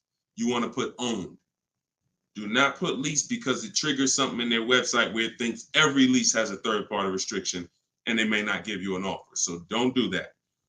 Now, once you get those offers, you can sell to the highest bidder. Now, if you have a third party restriction, we're going to take those offers. We're going to kind of see where those offers are, kind of get an estimate, and now we're going to go and sell that car to a used car, to a brand. Let me explain it like this. If you have a BMW, you can only sell to a BMW dealer. When you have a third party restriction, you can only sell to a BMW dealer. Now, hundreds of thousands of people around the country, they found out they had a third party restriction. They bought their cars and resold them. The reason I don't like doing that is because you pay taxes, you pay fees, and that comes out of your profit. So if you were going to make $5,000, you buy your car. By the time you pay the taxes and fees, you wait for the title, you probably won't make anything. But when we sell direct to a dealer by getting bids from multiple BMW dealers, If I have a third-party restriction of Nissan, I'm getting multiple bids from Nissan dealers. And once I get my offers from those dealers, now I'm going to sell to the highest one because dealers don't pay those same fees. Dealers will I don't have to pay the taxes and fees. That doesn't come out of my profit. So we've had people who sell direct to the highest bidder online, depending on their situation. And we have people who, with third-party restrictions, sell to the highest bidder among a local dealership. But we must get bids. Doesn't change. We get bids no matter what. So some people say, Deshone, I use what you teach. I went on those websites. They said they don't buy leases. You didn't do what I told you to do. You put that it was a lease in there, and then no, you don't. No, you have a third-party restriction. We sell to a dealer of the same brand. We get bids from multiple dealers. That's what I'm saying. So it's laid out in my book. If you want the roadmap, if you don't want to try to remember this, TikTok bio, Instagram bio, comment section on YouTube or Facebook, or you can scan the QR code, get your book for 75% off. You won't pay the normal. Hold on one second. Let me turn this off. You won't pay the normal $97. Okay, so that's the equity assessment. When you said, Lisa Jane, I'm not sure how to start, that's the process. Because we never return a lease that has equity. We don't return a lease until we find out that there's no equity. If there's no equity, then we'll drop off the lease and we'll shop for our replacement vehicle. All right, good question. Go ahead, Dolan. Good evening. How do I narrow down the luxury brand of car desired after filling out the shopping sheet? I'm looking at cars. Once you fill out the sheet and you're looking at, you're talking about you're in the step 4 shopping. Val, you're trying to decide what you want. Hold on, let me be clear. If you're in the phase where you're trying to decide what we want, we see in step 4 we have a whole process, a whole step that's called shopping, not buying. See, you need to clearly separate those two things. See, what happens when you mix shopping and buying, you go in to look at cars. If you're looking for a new car or a lease, you go in, you're test driving cars, and then you sit down, you start talking numbers. You mix the two. Shopping is deciding what you want. That's going in test driving. That's taking the kids, making sure they have enough leg room. That's doing everything to make sure. Test driving, 15, 20-minute nice test drive. All right, comparing the features, going to drive the Honda. Then I'm gonna drive the Kia. Then I'm gonna go drive everything I'm interested in. I'm not talking numbers with anybody. That is shopping. Once you have decided what you want, now we're coming home and all the purchasing is done from here. All the bidding is done right from where you're right. Like, this is where I get my cars at, right here. I sit right in front of my computer, and in 60 minutes of work, I'm gonna have bids coming in 48 hours. I'll know what the below market values are. So if you're just talking about the shopping phase, I'm on YouTube. If I'm looking for like a 3-row SUV, I'm typing in 3-row SUV. And then I'm looking at the competitors, because we're not giving enough. Look, car manufacturers do a horrible job of marketing. Horrible. There's 40-something companies that make cars that spend millions of dollars to try to get you to come see them at least. And so that's the reason why you notice when you have a car, they're reaching out to you before the car's paid off, before the lease is up, because they know once you get to the end, you're more likely to shop. That's why they try to keep you, we were reaching out to people with Mercedes 6 months before their lease was up. 9 months. Hey, Mr. Jones, if I could get you out early, would you consider it now? Hey, good news, Mr. Jones. Hey, I might be able to get you into a new Mercedes and keep your payment right around where you are, right around where you're at now. Is that something that sounds good? Okay, when can you come in? All right, not till this weekend, but you're going to have to lower the payment. This payment kind of high. Listen, Mr. Jones, look, we have several options. You're a loyal customer. You've been with Mercedes for a long time. Anytime you come, listen, I promise you, me and my manager will work hard to make sure you get a number that works for you. But the first thing we want to do is pick a car. We got a lot of nice new models. Want you to see them. Blah, blah, blah. You got to understand, if we're pulling you out of the car early, we're trying to prevent you from shopping the market, because every couple of years, there's new product, new technology, new features. You want to see this stuff. You want to see these cars. And so that's when I'm telling you is you're about to spend 50 grand, 30 grand, 70 grand. Take the time and treat it like if you were going into the mall to spend that kind of money. If you were walking into the mall to spend that kind of money, how would you want to be treated? Would you ever rush yourself? Would you want anyone rushing you to make a decision when you're about to make a $70,000 decision? A lot of you are not test driving enough cars. Now, with a used car, you can't test drive it until right before you buy it. So because every used car drives different. But for those of you leasing and getting new cars, purchasing them, you should be test driving everything that's in the category of a car you want. Everything. Test driving and then narrowing it down. This is how people end up getting a car, and in 3 months they're like, hey, I don't really like the car. It's not as comfortable as I thought. You didn't test drive it. You did a short, quick test drive. So don't rob yourself of the shopping experience. We don't. That's why I have a whole step that is only devoted to shopping. And then what you do, Val, is you put it into Google and you type in the year and you type in initial quality. That's going to tell you on that first page what the ratings say. Listen, don't ask your neighbor what they think of the new car. They might love it, but there's 10,000 other people in the country that have that same car. You need to know what is the data saying about that. 10% of those people might be dealing with electrical issues. That's going to show in that initial quality scan on Google. Then you look and you Google reliability. So initial quality's first 90 days, reliability's first 3 years. Everyone who's leasing needs to be typing those two things in. Initial quality, skim the articles, look for any red flags, then do the same thing for reliability. Those of you who are purchasing, you should be doing longevity. And that's going to tell you if the car has transmission problems later on. That's going to tell you what the engine is rated to do.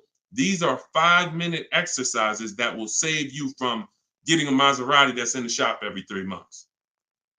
So that's the shopping process, Val. And don't cheat yourself of it. Don't shortcut it. Take as much time as you need in that part of the process. Because once you decide what you want, getting offers is quick. If you're doing it my way, getting offers is literally 60 minutes. So don't rob yourself of shopping. All right, good question. Go ahead, Dolan. One thing I will not do is sign anything to test drive. If anybody ever, keep that question up. If anybody ever makes you sign something to test drive, first of all, and I have a particular way I set up a test drive. In my book, I teach you how to call a dealer, ask for the most experienced salesperson, the guy everybody loves, the person everybody loves, and you set up the test drive with that person. You set up a random test drive or you walk into, you don't know who you're going to get. You might get new Ricardo. He only been there for 2 months. He made $10,000 last month. He hungry. He feeling like he could do no wrong. Even when he lies, he's not going to get caught. And that's the guy you're dealing with. You got to set up everything is a system. Nothing is left to chance when you're following my process. And no one who's experienced like that would ever require you to sign something before you test drive it. Driver's license, I have your information. I have your email. Okay, that's what we need. All this other stuff is just a trick to lock you in. It's ridiculous. Okay. All right. This one's from YouTube. Deshone, I got equity now at the end of my lease, but I got a third-party restriction. How can I sell it to a dealer without buying a new one? Separate the transactions. When Dave came in, Dave was the first person who used this strategy back in 2021. And he joined me because he said, look, I had a BMW. As soon as I found out how to get around this, that made me like $1,500 to $2,000 more because I had the third-party restriction. You call, we speak to used car managers, and you're going to get bids from used car managers. Hey, I got a car. I'm looking to sell it. I have a specific script in my book, but hey, I'm looking to sell it. And, can I give you some information about it? And you give me an offer. And we want to get at least 3 offers. It's a relatively new car, 2-3 years old, and that's it. You're having conversations and you're getting offers. These guys, their job is to buy cars. So, but that's independent of who you're getting the car from. So if I talk to a guy and he was like, look, I like the car, I can pay you this for it, I'm going to tell him, look, okay, I'm about to shop for my new car. I'm looking to have that deal done in a couple weeks. And as soon as I make that deal and schedule the delivery, I'll call you and I'll drop off this car to you. Now he's going to say, well, if too much time passes, I might have to look at it again. No problem. Understand. If 2 months pass, then yeah, I would keep in touch with him and be like, hey, I'm still shopping. Do you need to take a look at it again? Just so the person, I'm always, anyone who's listening to me, who uses my stuff, they're always locking up equity in who they're going to sell the car to before they focus on the new car shopping. Before. Equity needs to be, because that's a bidding process. I've already gone through the bidding process. I know who I'm giving my old car to. Now I'm on to my next car. I'm on to the replacement car. I'm on to the loan that's separate. But this needs to be locked up first, because what will happen is you've been taught, don't tell the dealer about your trade till the end. Let me tell you how horrible, who's heard that advice? And I'm gonna tell you why that's the worst advice about getting money for your trade in you could have ever listened to. Hopefully you never listened to it, but who's heard, don't tell the dealer about you that you have a trade until the end? Who's heard that? Okay, Adri said, I've heard that. Okay, who's heard that? Okay, SS, I see you on YouTube, me. Okay. This is a widespread thing. If you go on any of the negotiators' websites or whatever, or you see social media videos, they'll tell you, I'm gonna tell you why that's horrible. Because they're teaching you to shop a way where you are gonna negotiate your way to a deal. You're not sitting at home bidding. And then, so you're spending this time, and now you get the dealer to a price that you're comfortable with. All right, I like this price. Now they're telling you spring the trade on them. So what happens when the dealer doesn't give you what you think the trade is worth? What happens? Because if a dealer gave you a great price on and you don't know that because you don't have enough offers, I'm gonna continue to emphasize that. You don't know you have a great price unless you have 4 or 5 other offers to compare them to. I have a great price from you. But so now dealer says, look, I know you think your car's worth 18, but I can only pay 16. That it's max is 16. Now you're like, all right, well, listen, I'm out. Okay. Who lost there? SS, I know you walk away. I know. You lost. You just sat there and negotiated hours only to get up and walk away with no car. See, I don't know about you guys, but I'm really interested in the people who your money's just as important as your time. Time is just as important as your money. No one's going to waste my time. And I want you to have strategies where no one can waste your time. Because while you're sitting there for 2 hours and getting up to walk away, the salesman's like, okay, listen, they don't know their car's not worth 16, but whatever. Somebody else is going to buy this car. So you're going to go and do that same thing again with some other dealer. 2 hours, 2 hours, 2 hours. And I think that I guess they just know that you're comfortable spending a whole lot of time car shopping. But you don't do that. The only time you're ever going to reveal that you have a car that you might bring to the transaction is when you know you already have offers. So I don't mind once a dealer wins the bid saying, well, look, I do have this old car. I already agreed to sell it to this dealer from Kelly's Blue Book Instant Cash Offer. But if you could match it or beat it, I'll give you the car. That's different. Because you're not going to stop my deal. When you do it like that, no one stops your deal. No, you know what? Hey, that dealer that's paying you that's a good offer. All right, no problem. I'm going to buy the car from you because you won the bid, and then I'm going to sell the car to them. And if by chance they say, you know what, that is a car I could, my used car manager says he can match that. Great, here you go. But this getting up and walking away, driving to a dealership only to find out I got to the dealership, they told me they had $4,000 in fees made up that they put. I just got up and walked away. You wasted 2 hours of your life that you can't get back, and you still need the car shop. So what you're going to find using what I teach, you'll never waste your time. You'll never waste your time. My time's just as important, man. I got 2 kids. I got a lovely wife. I want to spend time with them and people I love. not in car dealerships walking out. That's just me. If you like me, then we're gonna love working together. So go ahead, Dolan.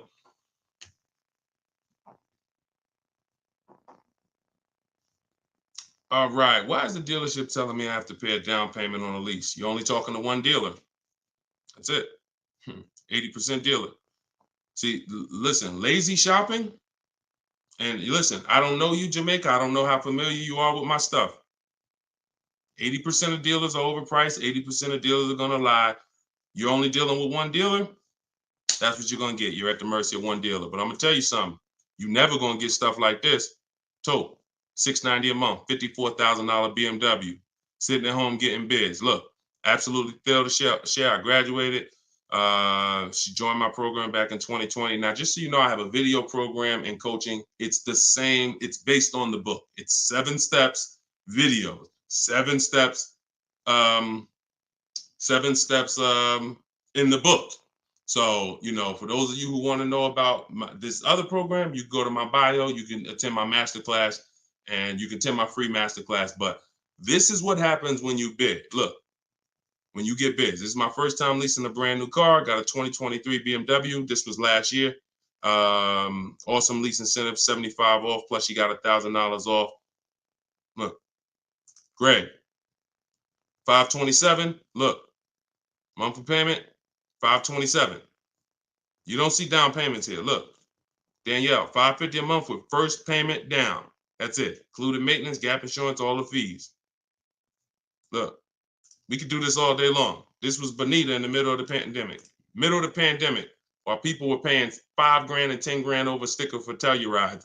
Look, I got my got my dream vehicle, 2023 Kia Telluride. Got that in December 2022. Bids, 600 down, 600 a month. That was a 1.25 lease. I remember when she got it. And I always show that because people were out there, oh, there's no deal. People have been saying that for years. People have been saying that to me for years. Deshone, there's no deals out here. Somebody probably wrote that in the comments. I'm sure that's one of the questions. Sean, it seems like it's no deals out here. And listen, no strategy, no deals. Strategy, great deals. So one of the things we're never going to do is listen to what one dealer says. 5 dealers, 5 offers. You could do it your way, manually, or you could do it my way. It's up to you. But you get 5 offers because 4 are overpriced. That's the numbers. Okay? And that's how you guarantee when you drive off with a car that you paid the lowest price in the market. You can't guarantee you paid the lowest price in the market when you only got one price. You can't guarantee when you only got 2 prices. Now, somebody in my book, I teach something called the 25-to-5 strategy. This is for new cars and leases. We connect with 25 dealers online using my templates. You copy and paste. I got all my stuff in there. You just fill in what you want. And then we reach out and then out of those 25 dealers, we're shopping all their inventory. So we got a good shot out of 25, we got a good shot of 10 of those dealers having a car we'd be interested in. And our goal is to get 5 offers. That's it, all by email. So you can do it your way. You can call, you can do however you want, but we know this because we shop better than anyone else in this world. So when we're looking at all these offers and when we can say confidently 80% are overpriced, we can talk to someone who's only getting 1 or 2 or 3 offers and tell them there's no way you're going to get great below market deals shopping that way. It's just not going to happen. So I wish I could tell you you could mix your way. The only thing I can say about mixing your way is if you don't want to use my strategies to get the 5 offers. You want to get 5 offers some other way, God bless you. But you get 5 offers if you want below market deals. And if you're looking at super popular vehicles, Charles got a Palisade. Look, he got 10 offers. I reached out to 35 Hyundai dealers, got 10 quotes back. Offers range from 1.3 to 1.23 to 1.66. He ended up with a 1.23 lease on a Hyundai Palisade. $48,000 vehicle, $597 a month. So that's why the dealer you're dealing with is telling you you need a down payment because that's who they are. They're an 80% dealer. They're an 80% dealer. All right? That's just what it is. Strategy. Go ahead, Dolan.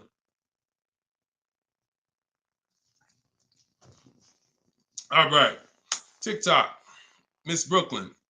How much is a good price under MSRP? It's going to be different for each car. It's going to be different for each car. There's no way for you to know this. No way for you to know this. Look, Eddie got a Toyota. He got $2,086 under MSRP.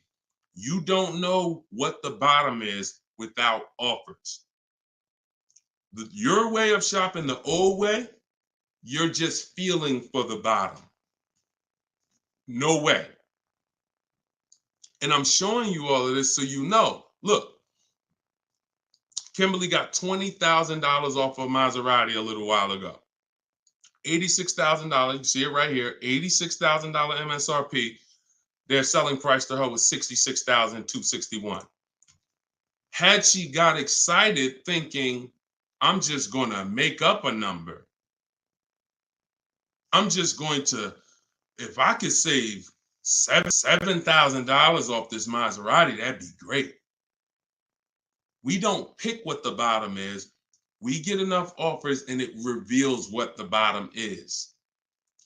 You get a bunch of offers on a Toyota Camry, the lowest offer, $2,000 under MSRP. Now, Kimberly, Maserati, that car, 20 grand off. Look, Sean, $20,000 off his F-150 Lightning XLT. Look, MSRP 73, dealer discount 4,900, 15,500. Now, just so y'all know, the 80% dealers are not even going to tell you there's a $15,500 rebate.